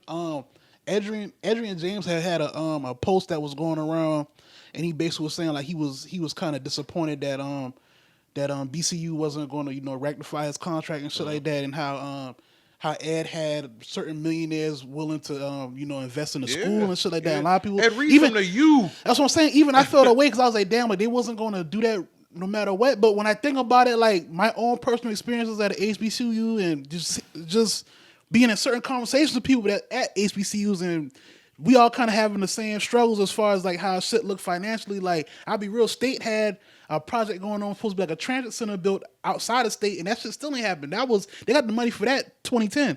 That shit still ain't built. So I kind of see like when I start thinking back on shit like that, the money, they talk about the stuff house like being you handled. like I know they not lying about it. So that I know they're not lying about shit like that. You know what I'm saying? Like I can't argue that. So if niggas want to be mad that they was only going to do it if Ed Reed was involved, I can't argue that because at least Ed Reed would have made sure the shit happened. You know what I'm saying? So as far as like them putting it out, I'm not against that type of shit because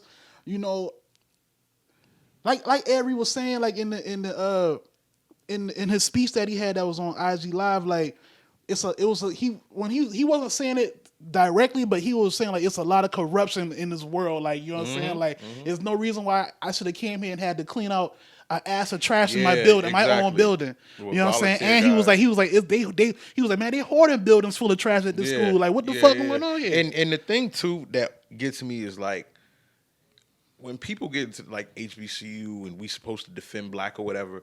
But if both parties are black, why we got to be biased toward one side?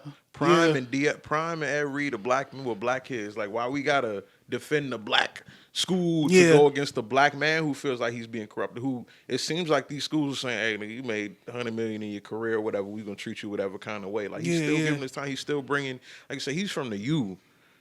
Outside of USC and, like, probably, like, I don't know, Alabama now, like, the U is arguably the biggest football factory. Them players are brotherhood. Them dudes, like you see them, there's clips of them, like Clinton Portis, Edgar James, and Willis McGahee, he high on NFL Network. Them dudes is friends. Them dudes is brothers. Like brothers. You know what I'm saying? Ed Reed could have, man, you know what I'm saying? You know what you could have did at Bethune with Ed Reed. That's what I'm saying. And it's my only thing, it's a difference between Ed Reed and Deion, because Deion actually made it look like, he was doing this for the whole culture. He did the mega church shit. He did the mega church shit. He did the mega church shit with it. That's why I can't really cut Deion some slack, even though he did do great things at Jackson. Now with the Ed Reed shit, I honestly feel like he was being very sincere and like calling out the bullshit. Like like this shit ain't right. This shit ain't right. Like when I heard he had to clean his own office out and how that shit was like riddled with trash, like even like on the that's crazy. Like that's disrespectful. Like, so what did y'all bring him here for? Right. You know what I'm saying? Like, and then that's just him too. Like Ed Reed, Hall of Fame. They got clips of him Reed, talking about like him clean up the locker room so the maids, the janitors don't have to see dirty towels and shit. Like he been big on shit like that. Everybody Since doing their part. Player. He's a player's player. The Super Bowl season, he was getting on players about not throwing their tape away and they stuff take like the trash can right there, like career. that shit right there. Like everybody do y'all part. That's his main thing. Everybody do their part. The little things. But I do hope HBCUs come up. But what I will say too is like, stop getting on these dudes who didn't go to HBCUs about how they're not saving it. Like, bro, y'all had players make it too. Y'all can pull together as well. Like, that's what I'm saying. And then they get mad at them for wanting to go to a PWI or whatever. Like, bro, like, yeah, them PWI saved them too. Like, you can't be mad at them for wanting to go back to that. I'm pretty sure University of Miami and Florida State changed their lives. Like, they shouldn't just be like, oh yeah, now I'm gonna go take this small contract at this school where I'm doing more work than a high school coach. And they don't even honor the contract fully. Yeah, they not that'd be the honoring thing for me. Like, yeah. honor the contract, like, or like put certain provisions so he can do his job effectively. Exactly. You know what I'm saying? Like, you got to help him help y'all. And if y'all not doing that, then he's warranted in calling y'all out on that shit. Mm-hmm. Go to FAMU. Yeah. Right around the corner. Hey. Still green and orange. You know word though, word. I can see Ed Reed going to FAMU. Yeah, I didn't have an issue with Ed Reed speaking on that at all. Because niggas were trying to make it seem like he was clout chasing. I'm like, that ain't even Ed Reed like make up as a person. Like, there's nothing wrong with bringing attention to the shit. You can't have it both ways because Ed Reed coming there is just automatically gonna bring attention to recruits, national. But this is why I came here. For me, it's just probably not, for Ed Reed, it's not just about football. It's bigger than that. Like how he said, it's the little things.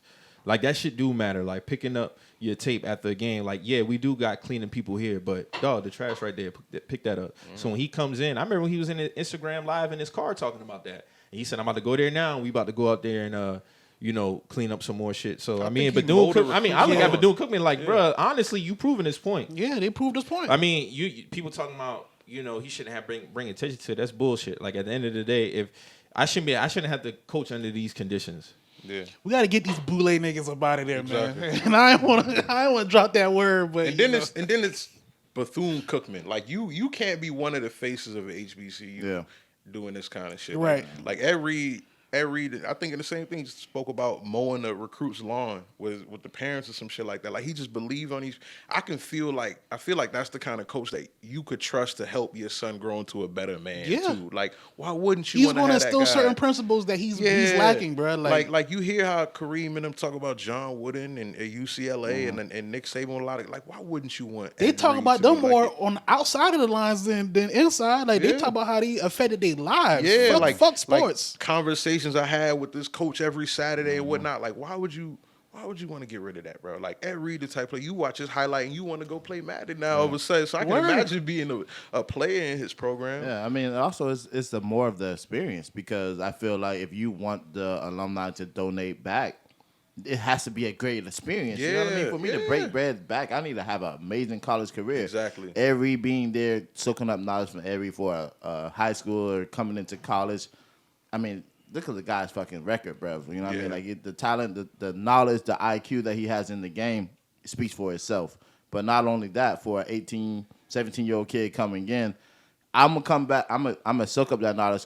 Hopefully go far in my career, but also want to come back. You know what I mean? And that's the biggest thing. That's the ecosystem, man. That's the biggest thing for HBCU. Niggas aren't donating back. Where was that Reed at? Miami, where he went to college. If you watch the 30 for 30U, Michael Irvin said it. We all made it a responsibility for ourselves to come back at some point to our university. And you gotta be willing to build that, you know? Cause that fucking team he was with on Miami was a squad, bro. If you like, bro, the Miami teams.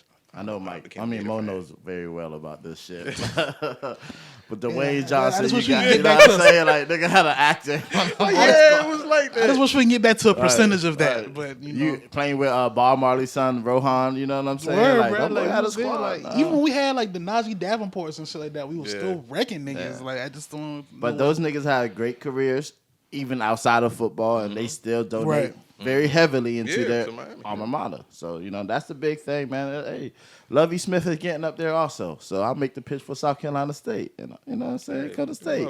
Come on, Erie. Right up to the Berg. I got your meal free. You know what I mean? If Erie come to State, that'll be fire. Be great for business. That'll be fire. Gamecocks might He lose gonna some set fans. some fire up there, bro. Orangeburg in trouble. All right. Facts. They gonna pull up in on a BMW on 40s, nigga. Calling niggas both. Not for real. You know how them boys do. How y'all felt about John Wall interview? Man, niggas gotta stop getting these interviews lying like you can't Google shit.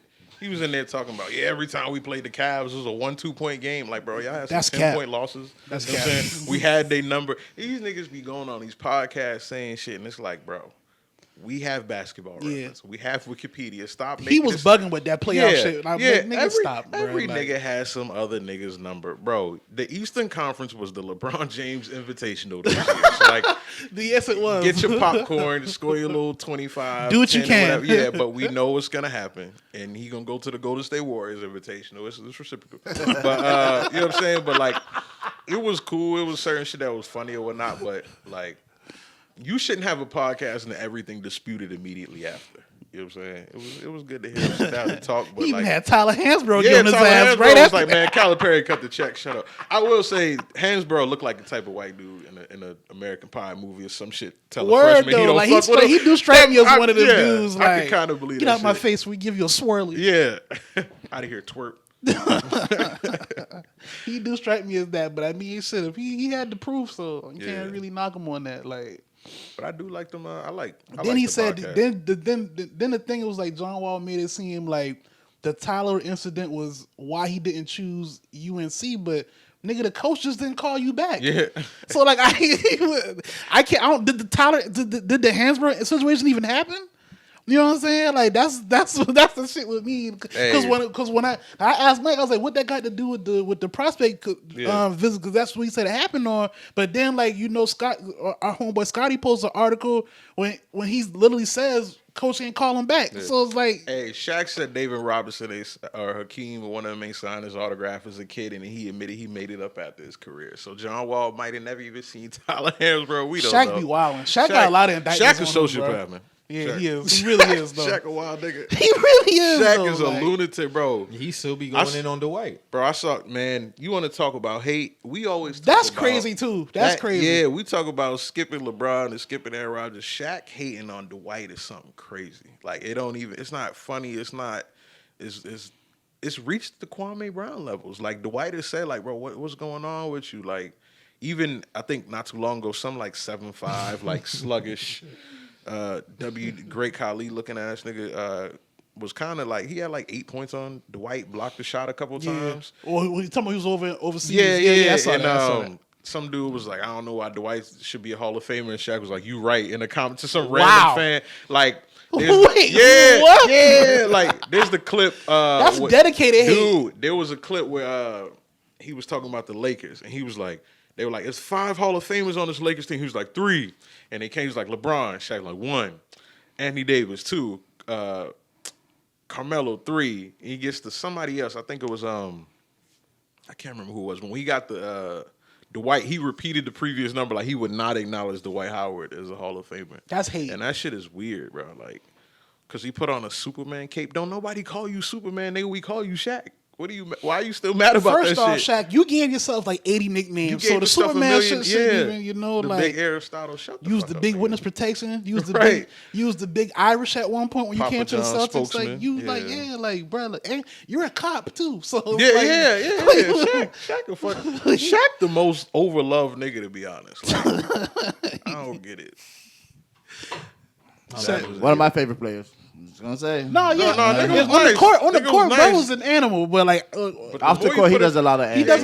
He got his antics. Like his antics, you'd be like, bro, like even with Chuck, like, bro, like, stop making fun of this man. For people even question why you in the Hall of Fame. No, we don't, bro. Like, he be going in on Chuck, bro. Like, it'll be the simplest conversation. Oh, I'm a champion. You're not. You don't got G4 classification anyway, Kenny. Like, shut up, motherfucker. But y'all think like them boy be drinking like tea and coffee in these cups, bro? Like, These niggas, Shaq be a few times. Shaq be juice up. I can see Shaq having some other shit in his cut. Chuck too on certain nights. Yeah, Chuck let a curse slip out every now and Yeah. then. Like, he Some of them, sometimes that they water brown. They off their rocker. Like You know when Chuck be in his racial bag, I know he drinking that night. I know he drink when he frying white people. Like when he getting his hunky bag, his diet hunky bag, he drinking that night. He drinking that night. Shaq be laughing like a drunk nigga. Yeah. When Shaq, once a cracking night, up. Shaq like really in his comedic bag laughing, or he drinking too. For sure. Chuck might have been drunk when he made the Jussie Smollett joke. Oh yeah. He was like, Shaq, Chuck, what is least likely to happen? 2 black Jews dumping another black dude? Like that was And everybody got quiet. at first. yeah. That was drunk humor a little bit.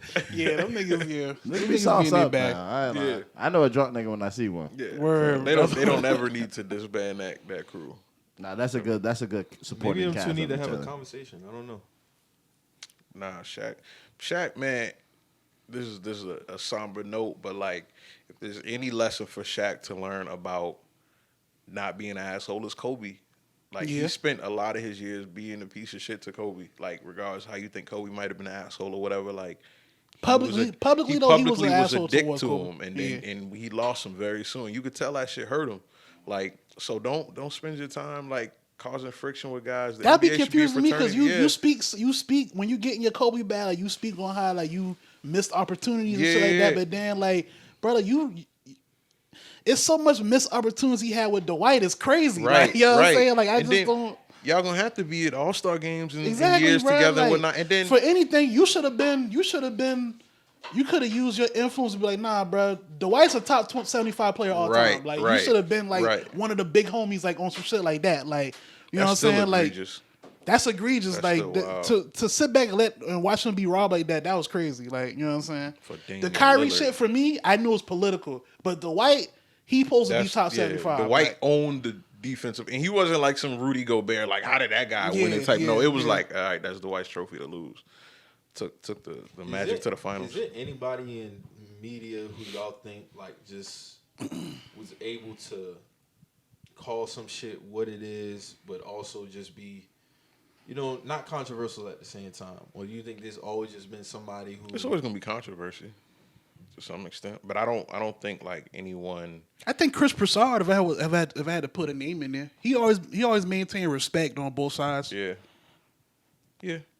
Chris Broussard. He not excessive with anything. Like, if it's a negative critique, he don't lean into it too much, where it's like, you kind of disrespecting me now, but he's still going to defend himself and keep it real. Like, if people trying to give him unwarranted backlash for something, and still be respectful about it. Even like I watch First Things First is kind of becoming one of my favorite sports shows. Him, Nick Wright, and Kevin Wiles, and like even there, he don't be out of pocket. Like, he'll criticize certain players. He do his bud list where his players he know is good, but he ranked the top 3 players with the most pressure on him. But it's like, I know you good enough to overcome it kind of thing. I say Chris Broussard. No, so he's been consistent when it comes to shit like that. Because at the end of the day, it just be about respect with a lot of people when they had their gripes with what's said. That's all it is. Yeah, I just think that if we continue to, I think it'd be a lot of nitpicking. That just me, honestly. I think it'd just be a lot of nitpicking with the critique, bro. It's like, I can't, because there's no lines with the praise. Mm-hmm. You get what I'm saying? But it's as more and more time goes on, I just feel like it's just more nitpicking about critique. And, it's definitely a difference between critiquing and hating. You know what I'm saying? Like, I spoke about the whole Shaq thing with Donovan Mitchell and shit like that, the Dwight thing. But I do feel like I don't feel like it should be an indictment on a player who's a media member now or somebody who didn't, just like calling something what it is. Mm-hmm. If you don't like the wording, okay, cool. But I mean, I feel like what else is there for me to say other than if you play like shit, you play like shit. Of course, I can't say shit on a national media platform. They use words like trash. You know what I'm saying? If you play like trash, and you play like trash. But I don't feel like it should spill over into it being a narrative, because the players talk about controlling the narratives. The players control a lot of the narratives too. They 100% can control the narrative in terms of how people may view their play. Some players, they don't, rather because they don't care to speak on it. You have some players who just never have nothing to say. Like Derrick Rose, throughout his career, he never really had nothing to say. The most we ever heard Derrick Rose speak was when he was on Matt Hoffa podcast like a month ago. Other than that, you might have some players who speak on it, other players who don't. But I just feel like there could be a balance. It could be a balance with a lot of this shit. I wouldn't argue that. Yeah. It's all about balance. There's definitely some balance because I mean, it's how it's presented. especially like when it comes to my teams. Man, listen, it's no lines. It's how it's presented too. With the Bulls, the Panthers, all of them, and then just watching basketball in general. But I mean, if you consistently playing bad, people should be able to point out you. Like honestly, like I'll use Ben Simmons for an example. The shit has just gotten so bad with Ben Simmons. For me, it's not even worth me even addressing no more. I done gave it everything I done gave it. You see what I'm saying? So it's like it's unfortunate. It's more sad than anything. You know what happens too? I think because players are sensitive, and rightfully so. Like, they've been devoting their life to this. You know, they're going to feel certain type of way about any criticism. But real quick, there's a conversation that needs to be had about the players who you see don't care about the game, bro. Yeah, no, for sure. But I think and we're just going to keep saying him because he's, like, probably the most prolific hater. If Skip Bayless been talking about my performance for 2 weeks, and even if it's completely inbounds, in the back of my mind, I'm going to say, this man is a LeBron and Aaron Rodgers hater.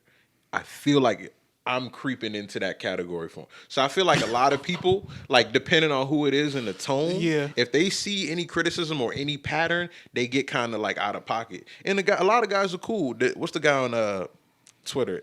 The number one snitch ref, the guy that be making videos. He's hilarious. Yeah, he is. And the federal basketball investigations. Yeah, Devin the Lab. He calls out double dribbles and travel, and he's hilarious. He's like hilarious. If you watch him, you would even the players fuck with it. The players fuck KD with it. the other day, he called out KD. It was a lot of OKC clips, and he's like, "What do you got to say?" KD was like, "Statute of limitations." Yeah.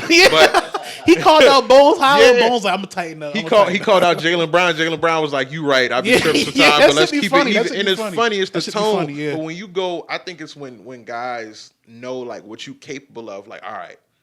This guy is calling me a turnover machine. Like, all right, that's a little negative nickname. It's the same nigga that calls somebody Posh Spice in Westbrook. Like, I feel like hate for me is coming. I feel like they jump out the window a little bit. But I understand the players' rights with the nicknames. I ain't gonna get too much burn for that. And of course, if they vocalize that they don't like the nickname because it's disrespectful, you know, okay, cool, I get it. I just at the end of the day, man. I just feel like we get to a point now where, I mean, I want to see more players in media. You see what I'm saying? But at the same time, too, just keep it 100, bro. Keep it a buck.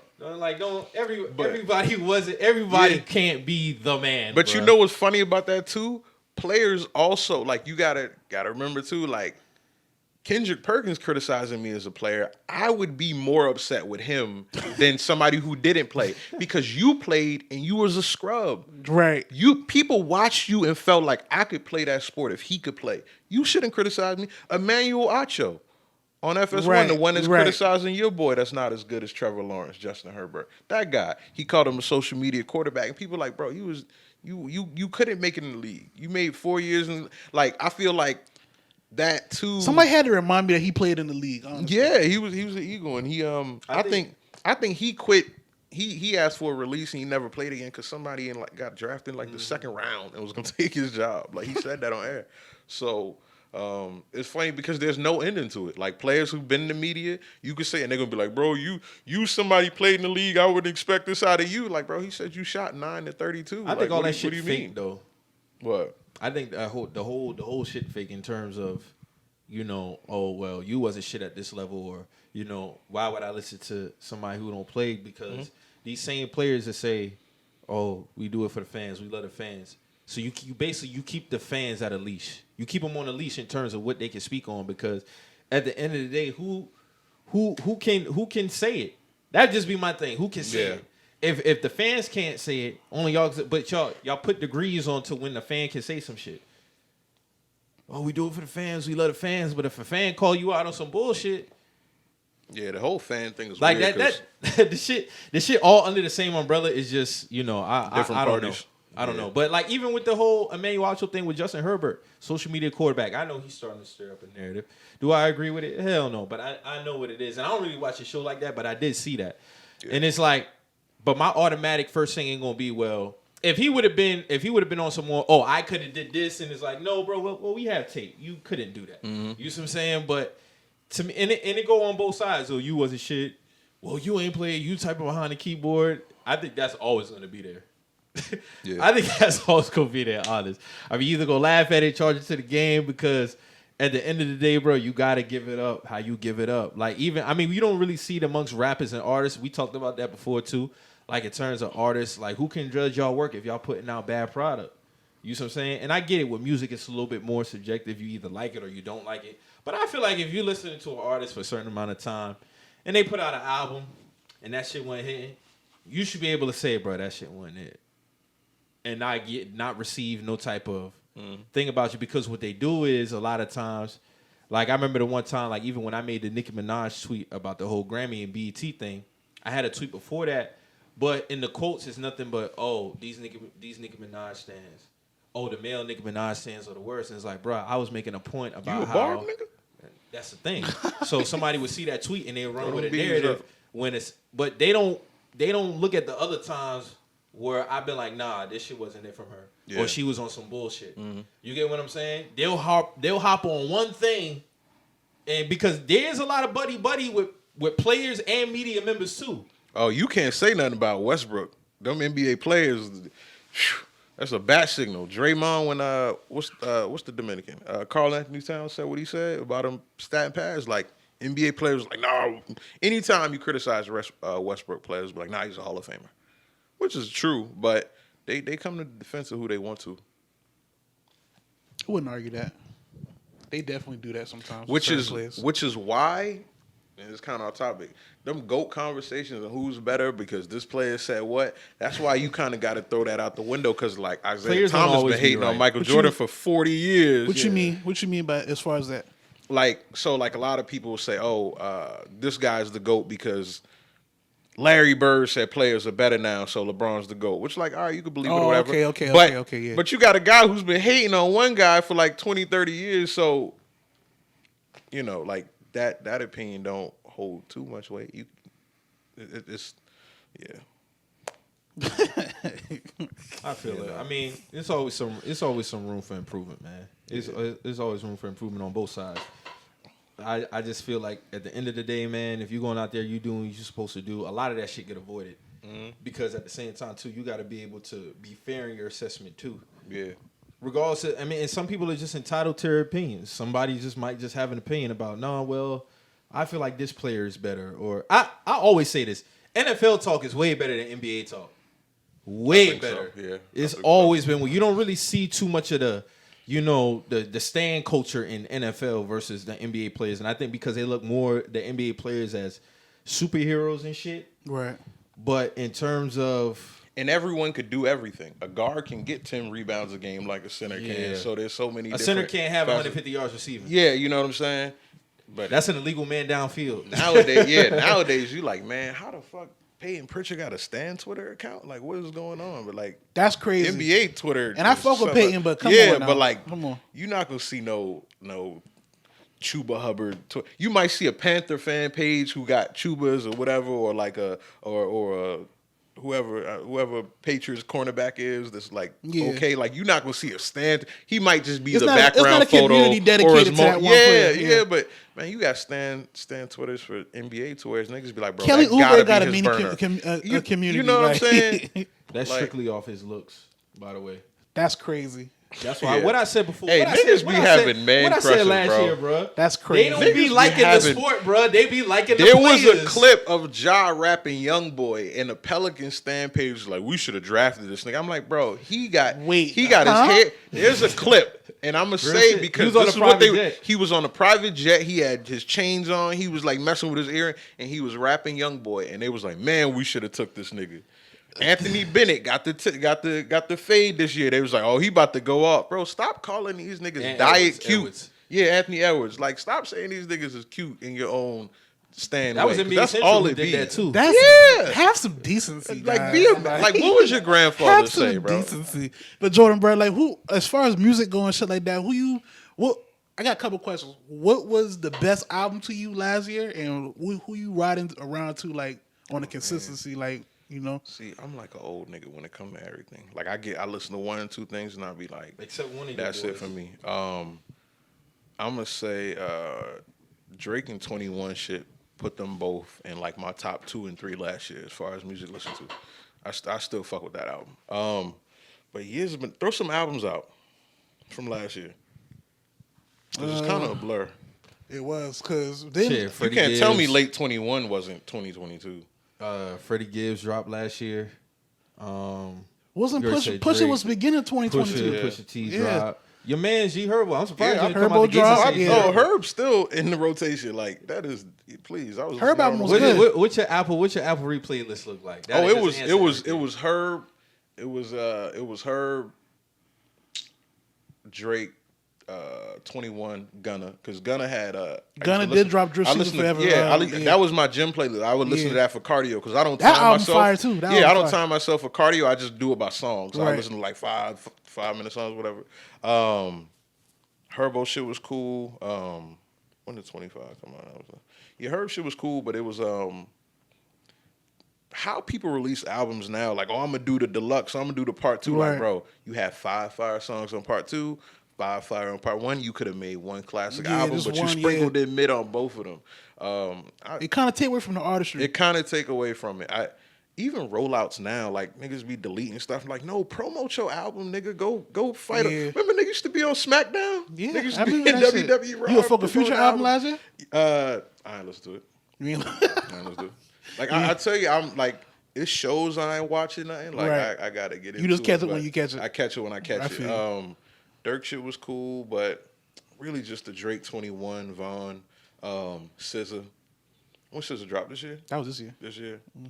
Album of the year. She started dropping her singles like toward the end of last year. Yeah, so she's shooting like 21 for 23 from the field on that album. Yeah. It's like 2 songs I ain't fuck with. But yeah, man, I had to my memory went through I had to go to a urologist last year. Or neurologist. Like I had smoked myself through the end of 2021, so I don't remember a lot of shit. I feel you. Nah, I You feel probably play some shit I rap along to it like automatically, but just Drake 21, Cole old album, but Herbo right now. That might have been my top 2 last year. Yeah. Drake, 21, Freddie Gibbs. Them 2 was 1-2 for me. Drake and 21. I played that on my way to Charlotte for the Nets game, and like I probably played that shit like that was the only album I played while I was there, driving back. Yeah. Yeah, I got no skips on that shit for me. I fuck with that shit heavy. Who y'all anticipating this year? Album wise. You know niggas don't really drop in January. Cole World. So Cole dropping another album this year for sure. They say he was doing the whole like delete, like made like at one point his Instagram He got a lot black and going shit. on this year, so I can see it. Yeah. They about to drop his the more details about his Jorden deal about to come out and shit. Yeah. Like he got a lot of shit going on this year, so I wouldn't be surprised if we get another I hope album. it's some good R&B this year. I'm like I find myself listening to R&B more.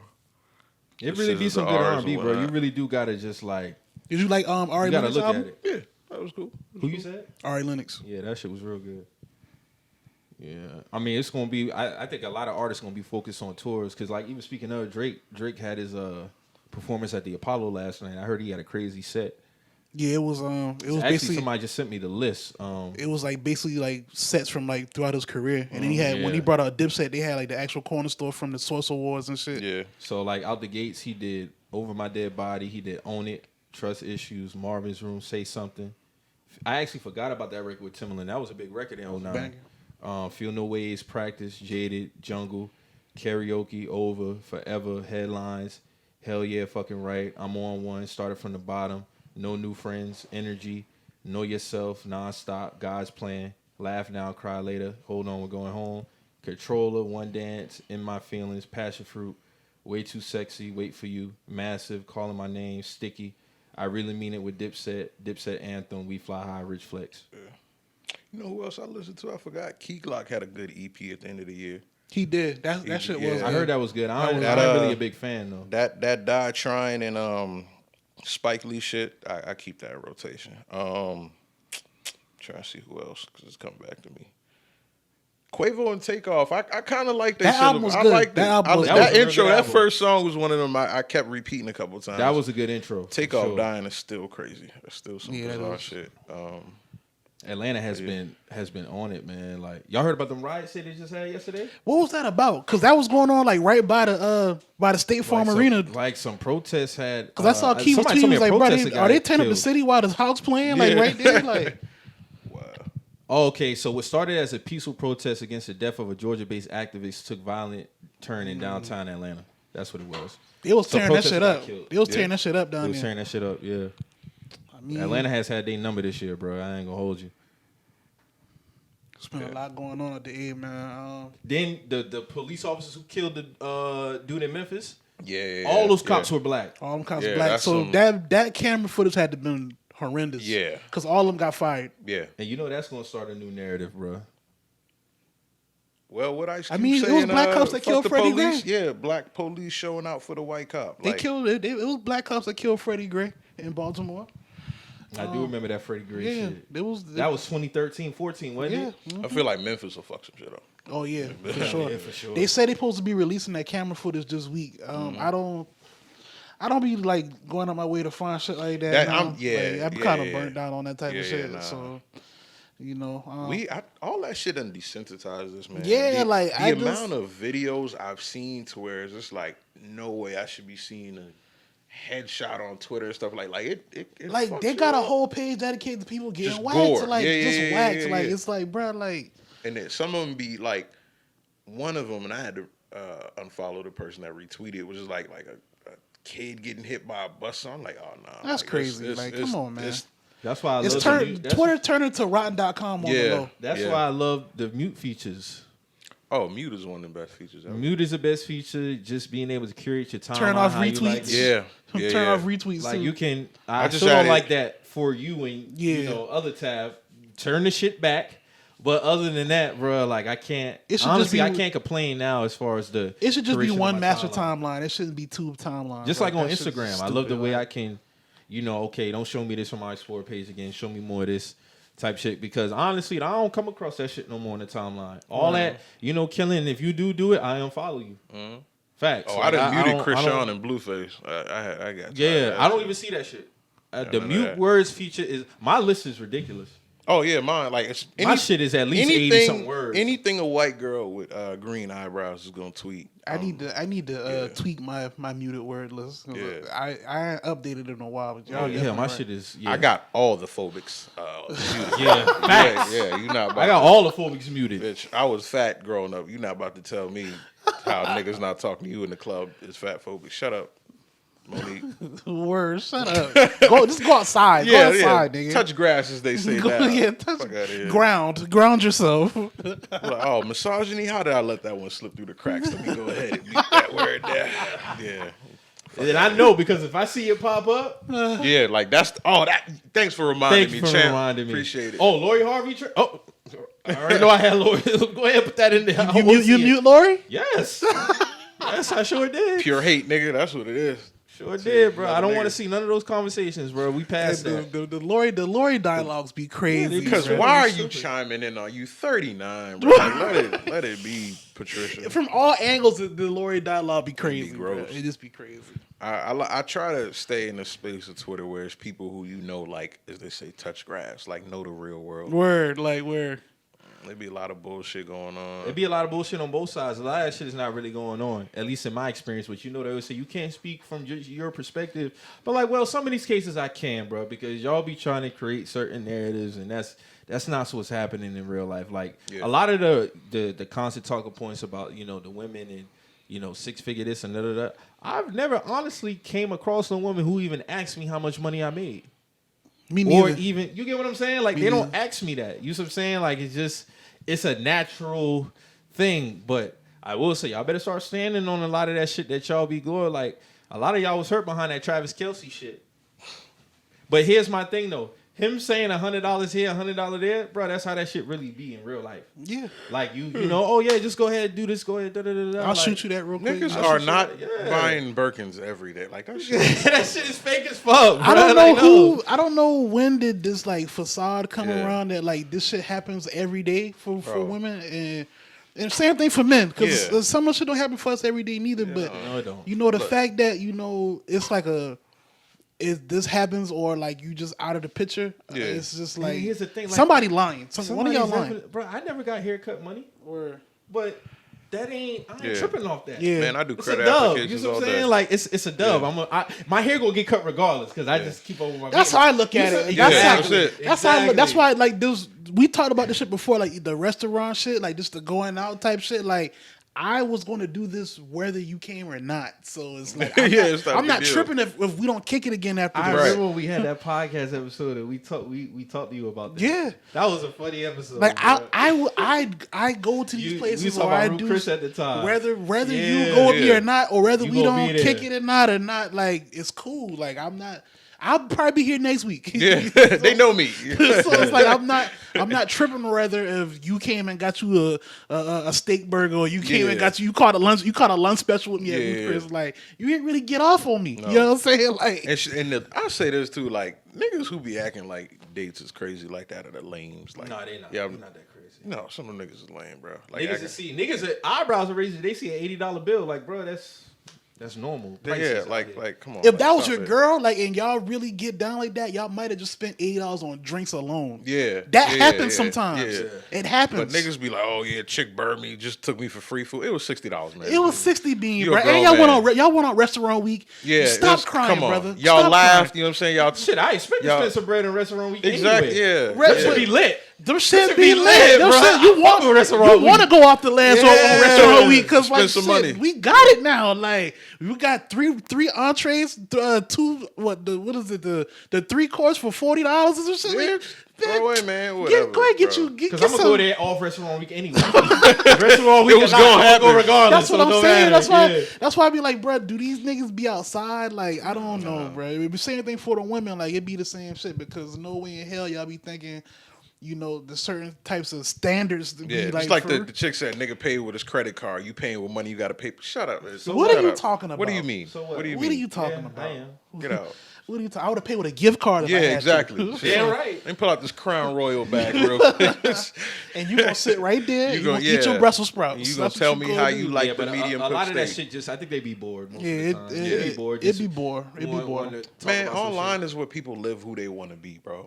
Like, they live who they want to be and they live vicariously through other people. You sent me a tweet the other day of a dude with a car. He was like, man, that's all I can afford. But in his photo, he was dressed in full designer. And you brought that up. And I didn't even know. No, his Twitter name was it was something luxurious. Yeah, it was. But he posted Buick. He posted it was like Rolls Royce Rico or some crazy shit like that. And he and designer, and people and somebody was like, it's a shame you should have to be humble. Well, not really for that guy because you trying to put on the facade that this is who you are.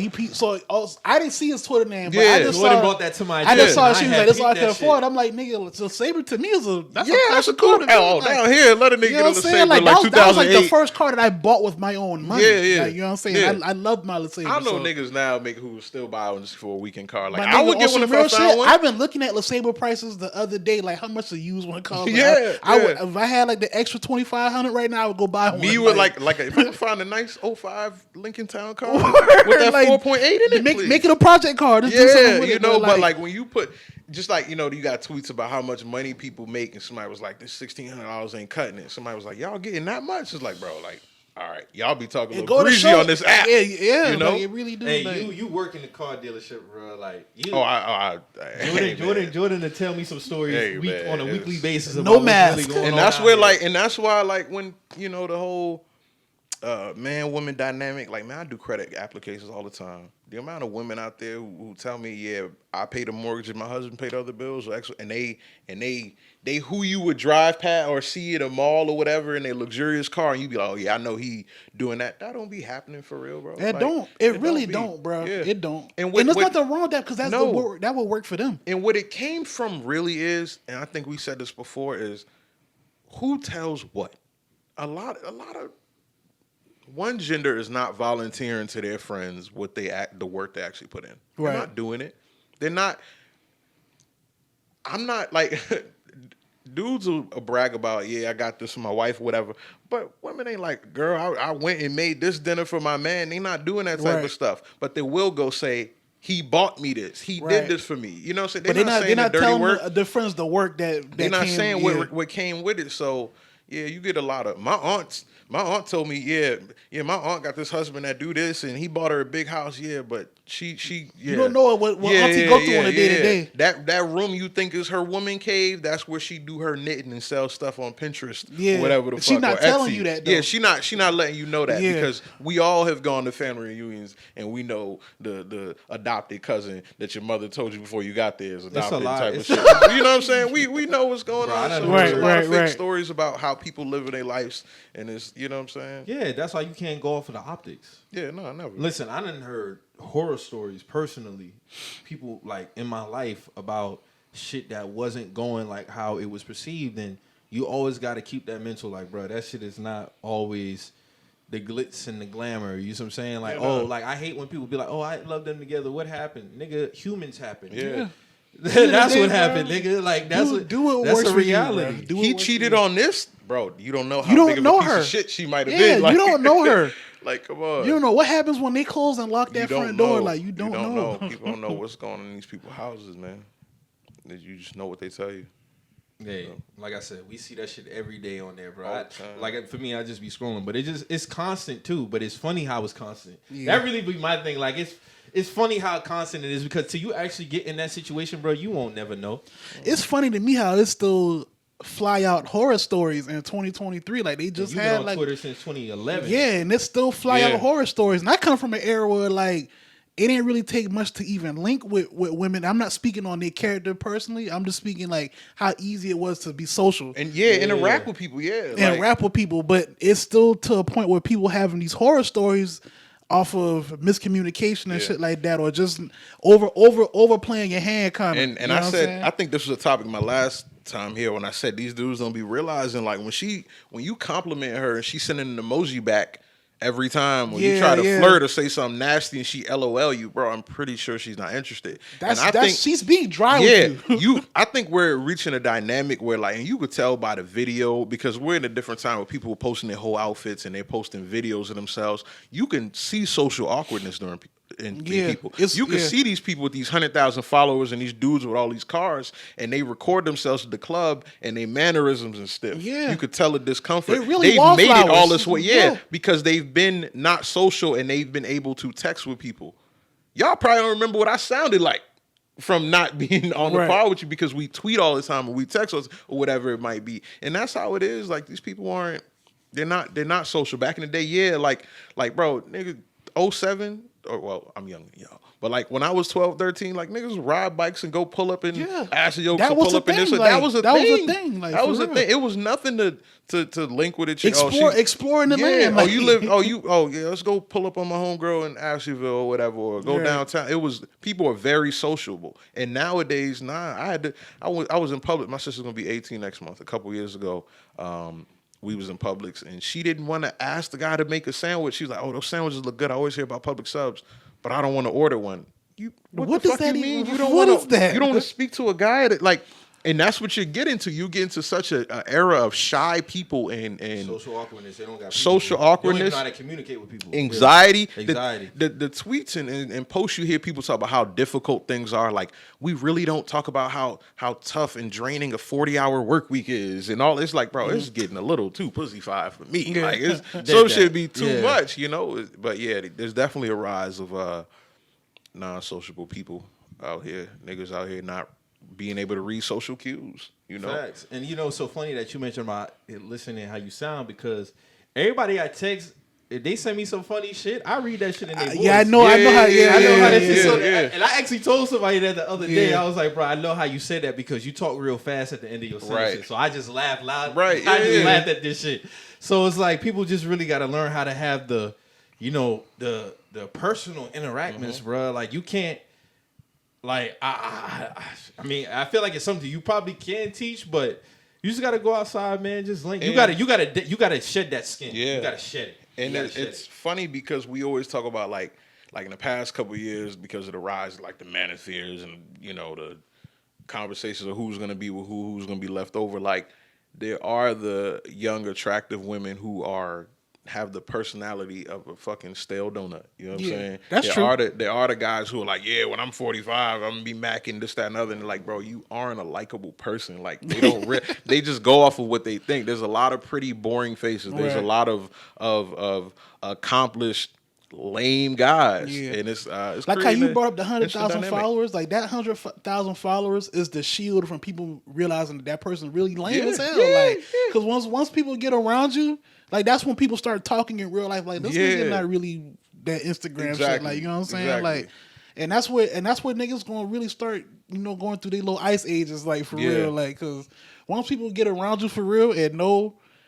Like all that shit's a facade. Like even these pages where somebody will get exposed for being some white dude who been running this account for years, and you look at them and if he pictures them with their family and they standing like, and this is the guy dropping LMAO tweets and classics and then probably, you know, got off on some celebrities. I wonder what happened to where they only feel sociable with a phone in their hand though. You know what I'm saying? Because like you say, that when you look at their pictures, they stiff as hell, or like they want you to buy into the image of them being lit at this club. But when they put the phone up, they in the corner, like you know what I'm saying? Like, my favorite thing now is when people take the 4 or 5 photos of their outfit, right? And you see them looking, you can see the lameness through people, like you can see who. My father always taught me to be able to, like, if somebody pull out a camera, you can just do a pose and like catch it exactly. Like Drew do still images, and there's always people laughing and natural flow of things, but that's an art within itself too. Though. You gotta, that's an art. That phone, people getting that phone and they can be whoever they want to be. I don't like how the interaction on Instagram is so trash now. What you mean? It used to be genuine and dope. That shit is whack. It's just whack now. Like you can't like a bunch of pictures. It's based off it's based off a system now. Yeah. Like you can't like a bunch of pictures no more because it's gonna look at as weird. You can't even the timeline. The timeline will show you one picture. And then it's like suggested posts. And how things are perceived. And how everything is perceived. You know what I'm saying? So it's like damn, bro. Like, a nigga should be able to just... I even saw this shit. Matter of fact, Mo, you remember the tweet that went viral? And I don't know who... It was like, as a man, why are you doing a photo dump? That's crazy. Like, damn, damn, bro, that's what Instagram was. Nigga took 12 trips this year. Like, what's wrong tweet with that said, as a man, why are you falling asleep in the car while your homeboy driving? And I'm like, nigga. I'm not gonna lie, that shit's hilarious, man. What is that? I definitely fell asleep in the car. This nigga even driving. So what the fuck did I do wrong? You know, that shit is so funny because when we went to Jacksonville, both these niggas caught Z's. You know what I'm saying? I had to catch up. As long as you ain't changed the music for a nigga. I don't think you would expect the nigga to say that. Like, damn, bro, they can't fall asleep in the car. I can't. But it's it's just everything. Like, you don't know. You know, I've had homegirls who will post a video of them on the beach and they're in Bali, and I'm like, oh, that's dope. She's traveling, right? But is she gonna think this nigga like my ass? Like, you know what I'm saying? Like, that's how everything is now. Like, certain things look like thirsty. Like you don't know. Social media is different, man. But it also shrunk people's maturity, I think, too. I be thinking like this, like back to what you just saying. Like, if the girl think that I like the picture because her ass, I'm like, bro, like, do you know me for real? Like, I didn't try you in real life. I'm not going to try to do that online. Like, that's even weirder. Like, exactly. You know what I'm saying? Like, so what do you really think of me? Like that's how I be looking at shit like that. You'll know if I want you because I'm going to slide in the DM.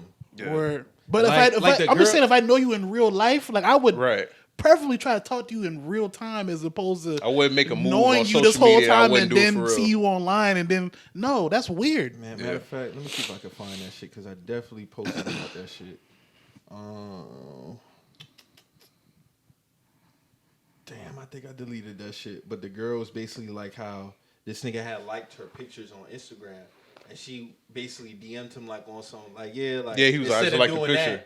He was like, he's like, oh, I just like your picture, and proceeded to block me and some shit like that. And it's like, damn. Oh yeah, she was like, this man had like 10 of my my IG pics, and she DM'd him, was like, you could have just DM'd me off top, and he was like, I just like the pictures, that's it. But you know what that goes into? I think genders need to decide what they want to be flirting and what they don't want to be. Like because there's dudes who say, like, if I like 3 of your pictures in a row, that falls on everyone. And it's kind of like I always think it's so funny when women say, if I look at you, that means shoot your shot. Well, one, a lot of y'all don't know how y'all look. Word. A lot of y'all ask, why do people think you look mean since you was 6 years old? Because you look mean. You got it, as they call it, resting bitch face. Yeah. You may not realize when you double glance at the homeless guy at McDonald's, you look the same way as you do when the nigga at the pool party walk by you. So like stuff like that, liking photos or Facebook or certain apps is haha and certain shit, like dial it back. For me, I'm either liking the photos or I'm liking the photos and hopping in the DM.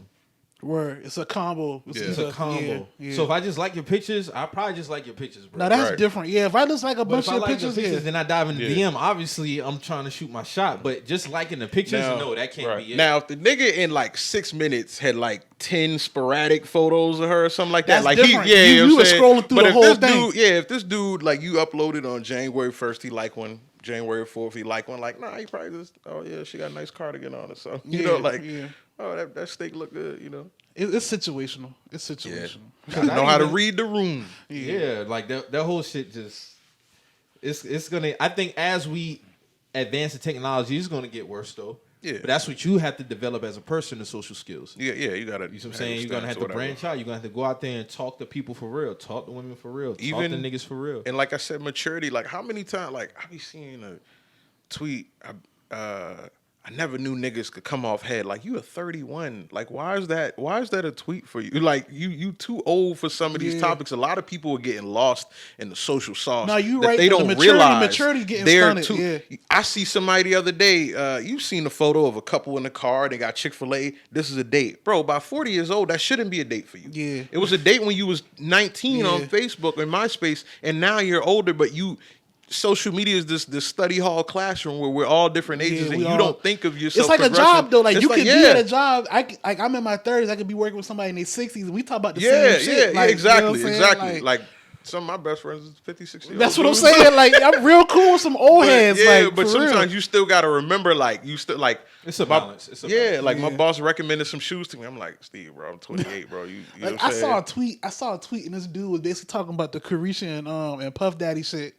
Like he be peeing on her, City Girls down 3,000 points in the third quarter. Yeah. And a nigga quoted was like, dog, ain't you like 39? Yeah. He a stock and crypto nigga, you know what I'm saying? At 40, you shouldn't even be thinking about this shit. Yeah. Like, it's just, something you gotta know how to dial it. Or if you touch on it, it shouldn't be like in a man. You're talking about it as if you're a 20-year-old. Yeah, bro. This is one of them viral accounts. A certain type of lingo. Yeah, bro, come on, bro. And sure, because as you get older, there's nothing wrong with having younger friends or younger associates. Yeah, none at all. It's when you start forcing the mannerisms. I feel like as I get older now, like the younger people that I am cool with, like they more so. They more on your maturity level. They on my maturity level, but they also keep me in the know of what's going on in their realm. Yeah. So it's like I'm not involved in their realm, but I know what's going on. Right. You know what I'm saying? Honestly, bro, like as you get older, what I'm starting to notice is that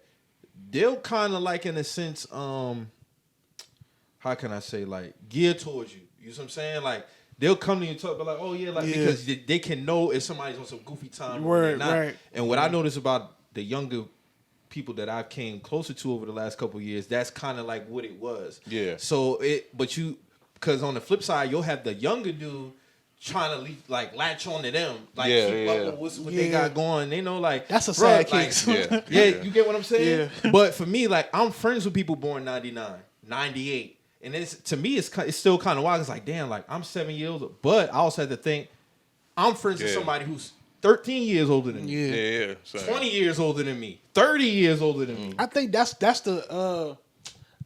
like the real sweet spot to like being a real community though. Like if shit like that's done the right way, right. Like that's how like we can really like you pass down shit, pass down and progress. Yeah, in progress. Like you know what I'm saying. Like that's I think that's the sweet spot. But like how you said, that summarized it. Like they might be putting you on points or shit. You know what I'm saying? Like I'll just say for this, like I got a cousin. He born in 2005. You know what I'm saying? So I be going. It's like my little cousin. That's like my little homie at the same time. I was at my uncle's house, which is his dad. He was talking to me about like he's just starting to get into sports betting and shit like that. He been telling me he in this chat, a bunch of other young niggas, all they drop is receipt parlays. Eight, I'm like, bro, y'all donating money. Like he's showing me this shit, and I'm like, yo, they losing their money every day. Look, Right. there's nobody winning no bread like this. Yeah. I say, bruh, stick to 2 or 3 strong ones, bruh. That's all Right, you gotta that's do. all you gotta do. He the nigga that's been killing the whole chat. I told him that like 2 weeks ago. He texted me the other day. He was like, bro, like when you told me that shit, bro, I've been doing it. I've been hitting almost every day, multiple picks. I'm like, bro, that's what, like you're listening to these other dudes because they ain't really they just now getting into the shit, and all they know is hey, let me try to hit a home run every day. Yeah. But if you the slow and steady, you gonna win the race and this shit. Like sports on every day of the year. You don't gotta go for a home run every day, bro. Like do this and you'll be all right. Like when y'all was arguing about the Kwame shit, I just put you put a play. Yeah, I put. Let me tell y'all my little play. I got Dak rushing for over 13.5 yards and Josh Allen throwing for 34.5 more attempts. Like just my little $20 parlay. That makes sense. Yeah, that makes a lot of sense. Actually, I put 14 on it to win back 44. That makes sense. You know what I'm saying? Cool. I'm cool with that. That's cool with that. That'll fill up my wife's gas tank. You know what I'm saying? and then Super Bowl come when they open more lines, I might drop 50. That's how I explained it to him. I was like, bro, like if you can win $40, $50 a day, you win more than these niggas that's winning 400 on a random day because you gotta think for him to hit that $400 ticket. He getting confident. He dropping 200. He done spent almost 500, 600 to win that 400. Right, you know what I'm saying? Like he just ain't hit that every day. No, he probably making more than somebody making that day. Exactly. That's why he was like, dog, you right. Like it adds up. I saw like the shit in his eyes. He was please like, stay in Lil Cuz life. You don't want to turn the bad. I be trying to stay in on boy life, bro. But they still little niggas at the end of the day. Like they gotta learn some shit on their own. But yeah, I give them a little game here. You know what I'm saying? Yeah, they latch on to certain shit. That should be dope, man. I fuck with it. I mean, at the end of the day, bro, like I look at it as, you know, there's always room for like, how can I say, always learning. I look at it like a learning thing. Yeah. You can always learn from younger people. I always say that. You can always learn from younger because the world is always advancing and they're always the one in tune. Yeah, they the ones it in real time. They get it first. Yeah. You see what I'm saying? So it's like they say the best drivers are the new ones because they test the most recent. They know the fundamentals and whatnot. Which I think best drivers are typically more older people. But in terms of remembering what the rules of the road and stuff is like that. Like younger people definitely stay more in tune. They know a little. They know what they know. We got a lot of we developing. Speaking of driving, we developing a huge underground car scene around here now. Though I'm gonna say that for sure. A lot of niggas is purposely getting into these high speed chases and shit like that. Like that's like a thing now. Like for sure, I found a page that's based out of here. Like they got at least 4 or 5 high speeds, like where they get away, like on the page, like it's like an anonymously ran page, but I've seen that in other cities, but that's fucking. No, they starting around here too. They starting it. I been seeing. That's what I'm saying. Knowing younger people, I be coming across it like that. Like they be on that type of shit, bro. Like shit. Yeah, that shit crazy. So, bro, you got a big day ahead of you, man. Who, me? About 6:30. Oh yeah, that thing. Yeah, man. So man. go ahead, get your shit off, man. We can't leave the pod. We can't leave the pod without talking about like sports, I said earlier, like the Eagles, they say they waiting. I don't know who those guys are. You know what I'm saying? They got some. It's a few Eagle fans on my team. I don't know if you follow them, but I know a couple of them. None of them getting paper. You know what I'm saying? None of them are gonna be nothing in life. You know what I'm saying? They probably they cologne ain't that good. You know what I'm saying? They socks dirty. You smell better and look better. Yeah, you know what I'm saying? Smell better, look better, walk better, talk better. You know what I'm saying? My girl look better. Shout out to your honor. My father loves me. That nigga is crazy, bro. Fuck them niggas. Nah, like the Eagles can kiss my butt. I hate the Eagles more than anybody. It's a real nasty hate. You know what I'm saying? Like I hope last time on Christmas Eve I said this, somewhere out there is a 100-year-old Eagles fan and the last thing he wanted was the Eagles to win. And they didn't, and he died. And I'm glad his story ended like that. You know what I'm saying? Fuck that nigga. That's how he left the earth. Yeah, I'm glad loser. we sent him on his way. So tonight, the 49ers, my father's a 49ers fan. I ain't spoke to him in a week. You know what I'm saying? I ain't spoke to my brother either. I hope he not, imposing that lifestyle on him. He should give him a choice. Word. You know what I mean? That's pretty vulgar. But it's a good game. They got a good team. They got a good roster. They might get hurt every other rep, but they solid players. It could be a battle. I don't think we getting rolled though. Like everyone is like, oh, the 49ers defense. Point out 2 teams on that 11-game streak that they were supposed to lose to. Point out two teams with a offense that you feel like, all right. That was the thing the before Dolphins, the season started. They've been kind of critiqued the 49ers schedule. Like they was like, who are like this? I still feel like you play who you play. You though. still gotta play who they they play. play. They play who they play, but like, And if you dominate, you're supposed to be dominating. yeah, but at the same time, Where was the test? where's the test? But also, don't tone it down for somebody else. Right. Don't tell me, oh, well, Dak and the Cowboys are supposed to beat the Buccaneers, but you hype up Brady and say, oh, you could never count him out, stuff like that. And then when I want to pick at the 49ers, But you they like, just you whoop play Brady who in front of ass, you. though. Yeah, they just Yeah. whoop Brady ass. But like, so yeah, they play well, but they didn't play us. You know what I'm saying? We got a formidable team. We got a good defense. In the playoffs, a lot of people feel like a quarterback, that's when you can't be the dink and dunk guy. You can't just be Mr. Don't fuck it up. Well, we got a legitimate defense, and now Mr. Relevant got to step up because, all right, let's be real about the Seahawks. The reason people was like rooting for them was one, because black quarterback redemption story. Two, niggas didn't really fuck with Russell Wilson. They was succeeding without him. Worst defense in the league. Bottom three. True. And it was close until the 49ers took off. I don't think that would happen with us. Yeah, I because just before don't. they streak, their last loss was the Chiefs. They lost 44-23. Yeah, they got the ass whooped. And then before that, they lost to the Falcons. I did remember that. Who ain't good. So, good team, but I feel like You're not fearing them niggas. That's just what it is. I'm not fearing no nigga. And they could they beat us? Sure. They could somehow stomp us out or whatever. It's what it is. What's your final score prediction? Like, what you really leaning towards? I hate a round number because it sounds fake, like the obvious score numbers. But I do feel I like do the same thing you do. I'd be like 23. Yeah, I was thinking type shit. like a $26-23. I think so. I do. I mean, their defense is nice, but like I said, That's a fight. The What you Buccaneers. feel? What advantage you feel y'all got? What's the advantage that would be like? I don't think okay, their corners are gonna good. win? I don't think their corners are good. You know I I feel don't like like it's Ward. yeah, he's a sucker. I feel like yeah, he was never good, bro. You got I traded never from liked his you ass, got though. traded from the Chiefs, who've always had a horrible defense. You never Always. played without a good safety or safety tandem. We got Ward and Tufunga. Tufunga was all pro. He's good. Tufunga's an eye test all pro. You didn't even need to look at his stats. You could watch one He's game good. of him and know Them he's nice. corners, I'm not moved. Yeah, I would agree. They linebacker, they front seven is cool, but like I said, they had less sacks than the Buccaneers, and the Buccaneers didn't really get to Dak like that. We got a lot of movement on our O-line. Like, we could move them around. Our tackles could play guard. They could play right side, left side. We got fast players, too. I don't think they weaken nothing like that, but I don't see anything to where it's like, all right, they just gonna whip their ass. What They're everyone not is boogeymen. Yeah, what everybody's saying is based off of something that if you didn't want to sip the Kool-Aid, you could pick at. Right. They had a shootout with the fucking Raiders with Jarrett Stidham. No, I feel you on that. I do remember that.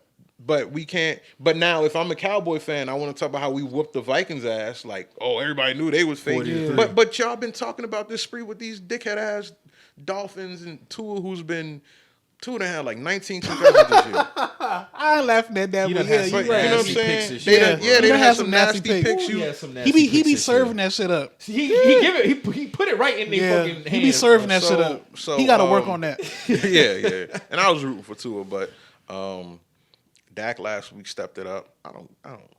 The picks is the picks. It is what it is. But I hope he don't get one of that. You still feel like he teetering that line between elite and good? I feel like he's very good.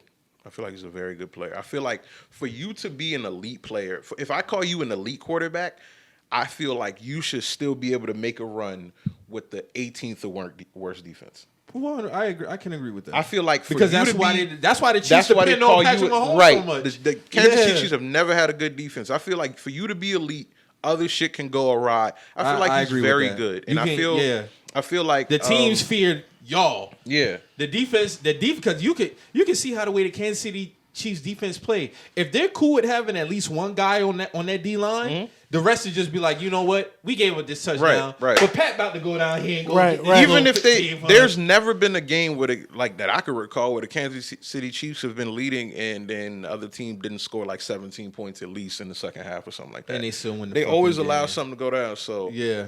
excuse me. Yeah, the 49ers are a real threat, but I do feel like them niggas is fragile. I do feel like we got a good old line. I feel like everything you could say about them, you could say about us. We got a all pro Bowl cornerback who can snatch the ball. Our fucking rookie cornerback, 5 picks. I think he had a couple games where he had doubled up. Then the other guy from South Carolina, he's been playing pretty good. The tall, long one. Pause. I know you're talking about. He played next to J.C. Horn. I can't think. Yeah, he got a hard last name. I don't want to fuck up his last name. I think it started with like an M or something like that. Yeah, he was nasty last game. So fuck the 49ers. Yeah, he did a good job on Godwin and Evans. Did we talk about the games yesterday already or no? No, we didn't even talk about last week because of course we. But yeah, man, my boy Justin let me down, man. You can't give up a 27-0 lead, man. No coaching, no defense. That's all on Justin Herbert. Like, just can't. You can't have a 27-0 lead on the road. Yeah, bro, Herbert should have took that personally to where like that. we're not losing this game. Like that just. Matter of fact, we did speak on it because that was Saturday. Yeah. But the other wild card game that happened Sunday, of course, the Giants beat the Vikings and. Who else? the Bengals and the Ravens. Right. Bengals and Ravens, they won. And then, of course, y'all handle business Monday night. As y'all should. Because, like I said, the game, it was all going to be Brady. But Dallas, top to bottom, was the better team. And it was obviously the Buccaneers haven't been good all year. That's why I was so pissed that we lost to them niggas. Because it's like, bro, them niggas really not doing nothing. I don't care what Brady got going on. And Dallas fucked them up. So, I mean, it'd be interesting to see how y'all get off. I'm just ready You mean the number one scoring red zone offense? How interesting it would be to see us play? Because I don't y'all think, are the number one? Yeah. Y'all number one? Yeah. Okay. Yeah, the Chiefs are second. That's crazy because I was just about to say the Chiefs. Yeah. Like I said, they allowed like the 12th most passing yards, the 49ers, but you don't hear about that kind of shit. you don't, nobody, fuck them niggas. Like, So it's like they lip pick with y'all. real quick. Before I don't know when this shit ending, but one thing that been pissing me off. Let me get my fucking Hey, the bars floor off. yours, brother. Because see, one thing I hate is people who be like, "Oh, Cowboys fans, every year's our year." Tell me one time where it wasn't a general consensus that the Cowboys can make it far, where Cowboys fans was like, "Genuinely, it's our year." It don't fucking happen. We support a fan base like any other team. Honestly, all right. So just being real. Honestly, the years that since I remember growing up, they was like, okay, this is our year was 07. That was 07 for 07 sure. Right, for right. For sure. Which was 09. which was loaded teams. Yeah. Right. Division was After weak. after 08, and y'all came back 09. Now, as far as 2010s, honestly, I can't probably say, the only year I can say they probably thought it was 16. 16. But that not at the beginning of the year. Again, No, I can't say that. These are all years you can look at and say, 07 okay, and if this 09 for isn't sure. a team I looked at as a cursed team, they should make a run, right? Most of these years. Right. They should. Right. Cool. Any other fan base would do that, right? Yeah. When the last motherfucking time the San Francisco 49ers won a Super Bowl? 94. When the last time we won one? 95. Why the fuck do we keep talking about one franchise? Yeah, the narrative should and go the both other ways. one, I will say, well, I think you'll have to blend. This is why I get on media. because they make it to the Super Bowl? No, the media plays a fact. Because there's not a consensus guy who's a 49er fan in media. So That's a good point. That is a good point. The people in the media, and then, of course, Stephen A. playing the enemy side of it. I think that's kind of been a negative to a fan like you, that y'all have had a guy throughout history be like, yeah, the Dallas Cowboys. Yeah. But I get what you're saying. But at one point, it was deserved. And then here's this other team who keeps losing, who keeps having the same. They was a laughing stock for they some were a laughing stretches. stock for quite some time. There were times where we might have come The up Alex short. Smith years. Yeah, they fucked up in Super Bowls. I don't know why. And the Steelers are coming up next. The Steelers last champ. I said this to a dude on 08. Twitter. The last time the Steelers won a championship, 08. Kobe Bryant had 4 rings.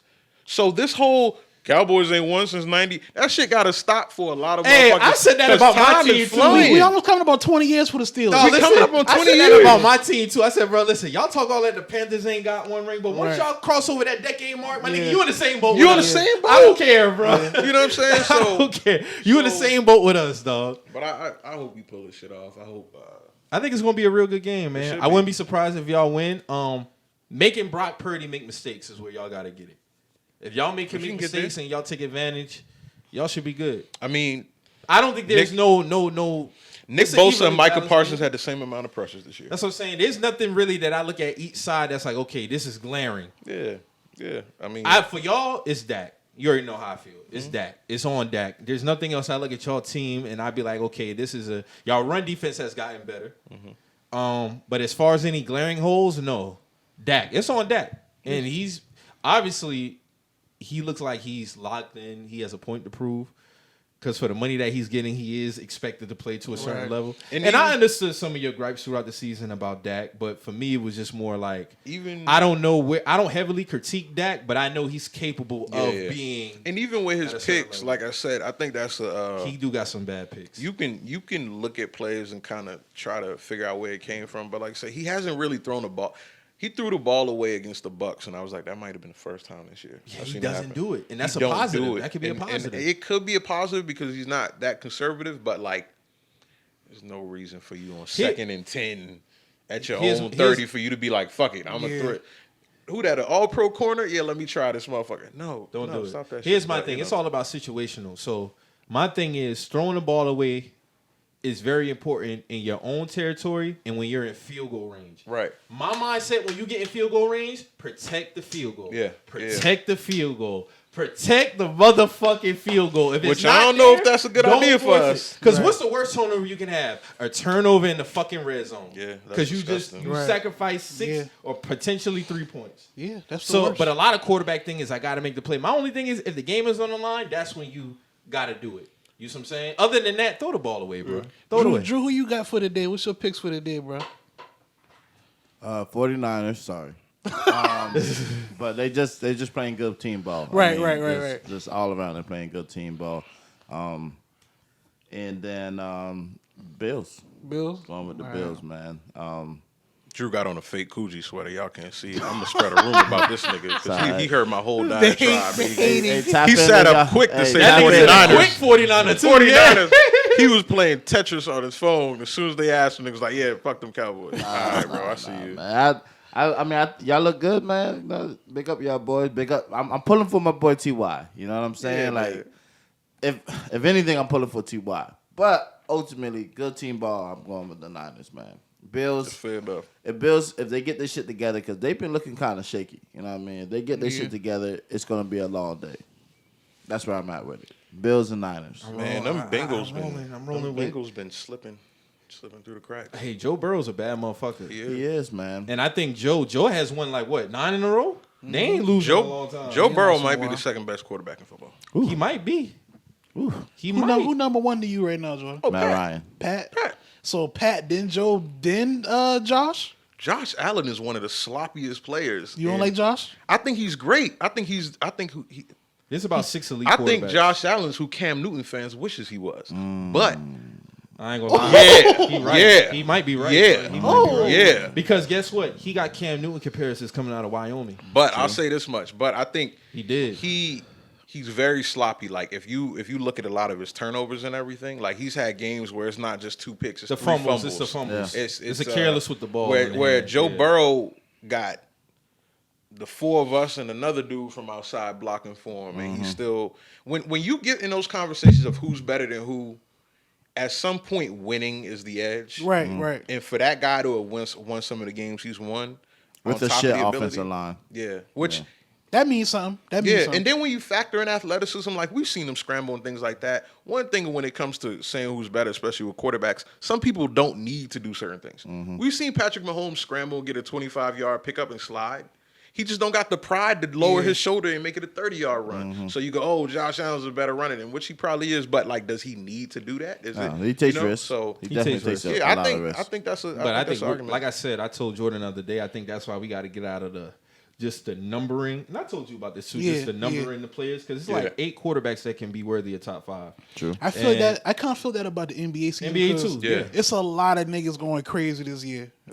Just overall the whole league. But and then I look up and see the standings can just change, so because you never know what type of run. I didn't know the Kings is number 3, dog. Kings are number 3. That was a team I was gonna. I mean, they lost last night, but prior. Yeah, they had won like 8 in a row, bro. And now it's like the Nets was on a streak. Now they falling. We on a 9 game right now. Y'all on 9. The Sixers are 2 seed. I don't know where the fuck that came from. Niggas put their head down and been busting ass. Harden been doing this thing on the as far as like spreading the ball around. Like I will say about James. I'm happy that he's implementing the mid range back in this game. He had it when his early years in Houston. Then it became the layup with a 3. But just the efficiency aspect too, because I think. Oh, and I'm glad we here because I gotta say this. So, me and Jordan had this conversation the other day, matter of fact, about the 50-point thing. And What I don't. What 50-point thing? So people look at. I had a homeboy from New York. Shout out my boy Femi. He was like, bro, you remember back then when somebody had 30 plus, it was amazing. And I was like, yeah. He was like, now 50 is like the new 30. People kind of just. Because I think because we see that at a high rate now. Like, remember when I said I didn't even know Laurie had a 49-point game Right. one of those weeks back. And now people like look at the 50 like the new 30. And it's like, no, bro, like that's still great. And this just speaks to the overall, like, even with voters fatigue as far as MVP and just if somebody drops like Giannis, if Giannis has 29, 15, and 10, don't be like, oh yeah, no, brother, like niggas ain't doing that. That's impressive. That's still yeah. I mean, it's a reason why I be still harping on Zion averaging almost 30. That's what I'm saying. You know what I'm That's saying? still Like, amazing. it's still amazing. Yeah. I look at a 50-point game and it's still amazing. Yeah. I don't look at it like, I don't care how long you do it. And it's like, I think sometimes when we see, like with James, right? James was on a stretch so long where he was doing that. People look at him averaging. You mean he was Luka Doncic before Luka Doncic? That's what you getting at? Not. I wasn't gonna get on that, but they see him doing 22 and 11, and they be like, that's cool. Right. But it's like, bro, not a lot of people can do that at that efficiency. Yeah. But when we get used to seeing players averaging 30 for 3 straight years, or Giannis doing 25 and 15, it's like, no, bro, that's still fucking amazing, and we should not discount that shit. I watched the game because I watched us when we played the Hornets last week when Tatum dropped 51. That's amazing. That was a phenomenal game. And it was like the crowd was in it, but it wasn't like it didn't look like people were like. Oh, I was at Jason Tatum's 50-point game. Yeah, you know what I'm saying? And you should have that and type of feeling. he really went crazy second half. So I'm like, bro, like Yeah. I get what you're saying. I think you know what it is too. Who's having these games? Because in the past couple, we've seen Sadiq Bey have a 50-point game. Yeah. So Sadiq Bey situations have a like 50 that, game. people Yeah, might he look did. at it and go, "Man, if he can get 50, never mind. He might have been playing against whoever the fuck." But that's just still not easy. yeah, it's still not easy. It's still not easy, and it's just it felt. If you go back to the '90s or whatever, like Michael Jordan first championship, his sidekick has 16, 7, and 5. Whereas now you might have 3 20-point scores on a team, stuff like that. People think everything is so much easier now. Or if they see things in abundance, they don't appreciate it. There's like 8 players now averaging more than 30 points a game, so they think it's weak rather than these are 8 phenomenal players. It's just, Yes, that was over my main point. It's like, bro, like, no, like, that still means something. Yeah, granted, whether the rules or whatever the case may be, okay, cool. Every era got something that catered to one side of the ball. But at the end of the day, you still have to appreciate these performances, bro. And even with the MVP thing, like I said on Twitter last year, Joker would have to be a clear 1 seed to get an MVP because that'd be the year he mostly deserved it. Well, it's looking like they're going to run away with that 1 seed, bro. These niggas got like 12 losses. Everybody else is probably like around 20 or 19, 18. And it's like, I wouldn't be mad at it, but just keep because if you do that, you can't tell me if Joker wins 3 straight MVPs, the last time somebody did it was Larry Bird. So in between time, that tells me y'all was on some bullshit. Because don't tell me LeBron probably wasn't worthy of 3. Mm-hmm. Jordan damn sure was worthy of 3 in a row. You get what I'm saying? Easy. So it's like that's just 2 niggas. Carry the same, but it'd be a lot of narratives with it because my whole thing is like when Russ got his MVP for the triple-double, he averaged it 2 more years after that. Why he didn't get it then? Right.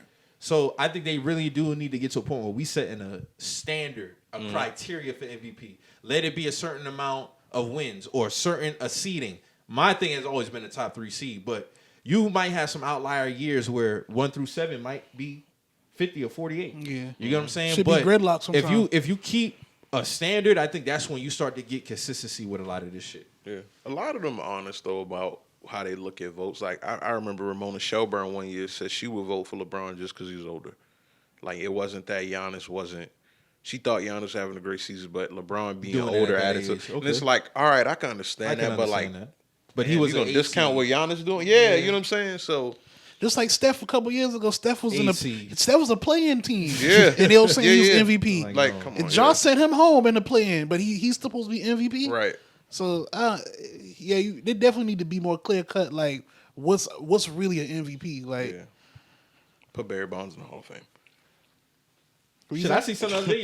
They was talking about your boy should be in the Hall of Fame based off his accolades. Who? Andrew Jones. There's only a list of like Andrew Jones and list of Andrew Jones one of the greatest Atlanta Braves ever. Like that's a fact. He's one of the best hitters we ever had. Yeah, and they were saying like with over some home runs and like 8 Gold Gloves. Yeah. All these other people are in, but he's not in. See, the Baseball Hall of Fame is crazy because this yeah. guy like Harold Baines from the 80s and 90s in the Hall of Fame. Like it's dudes who played 20 years, 5 All-Star games, 3 Golden Gloves in the Hall of Fame. But you Barry get an Bonds Andrew is still not yeah, in that shit. Barry Bonds, which Barry I know why Bonds they is not. political, But yeah. the thing about that is, I don't even think like they're associated with the MLB. Like they don't have to choose to give a fuck about that. You know what I'm saying? Yeah. Especially when like Pudge Rodriguez, I think he's in he's in Pudge the in Jose Canseco book. Yeah. You know He's what I'm the saying? Marlin, right? Pudge played for the Marlins and he played for the I think- Rangers. yeah. Rangers. So yeah, Baseball Hall of Fame is crazy because they got the senior committee vote where like old dudes could vote to have this one dude in or whatever.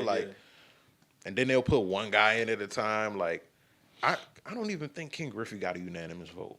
He should have. He got like 99.7. Yeah, Mariano got unanimous. Yeah. Especially when he's notarized for his swing. Yeah, I feel like certain shit should void you. Like if you didn't vote for King Griffey to get in the Hall of Fame, like you should be suspended. Nah, I like agree. certain stuff like that. I Like agree. come on, man. Because that, like, what are you doing? It's clearly personal. Yeah, Nah, I agree with that. Yeah, man. So, yeah, man. Jorden, was good having you back, Yeah, my nigga, man. We gotta glad do to this see more y'all frequent, man.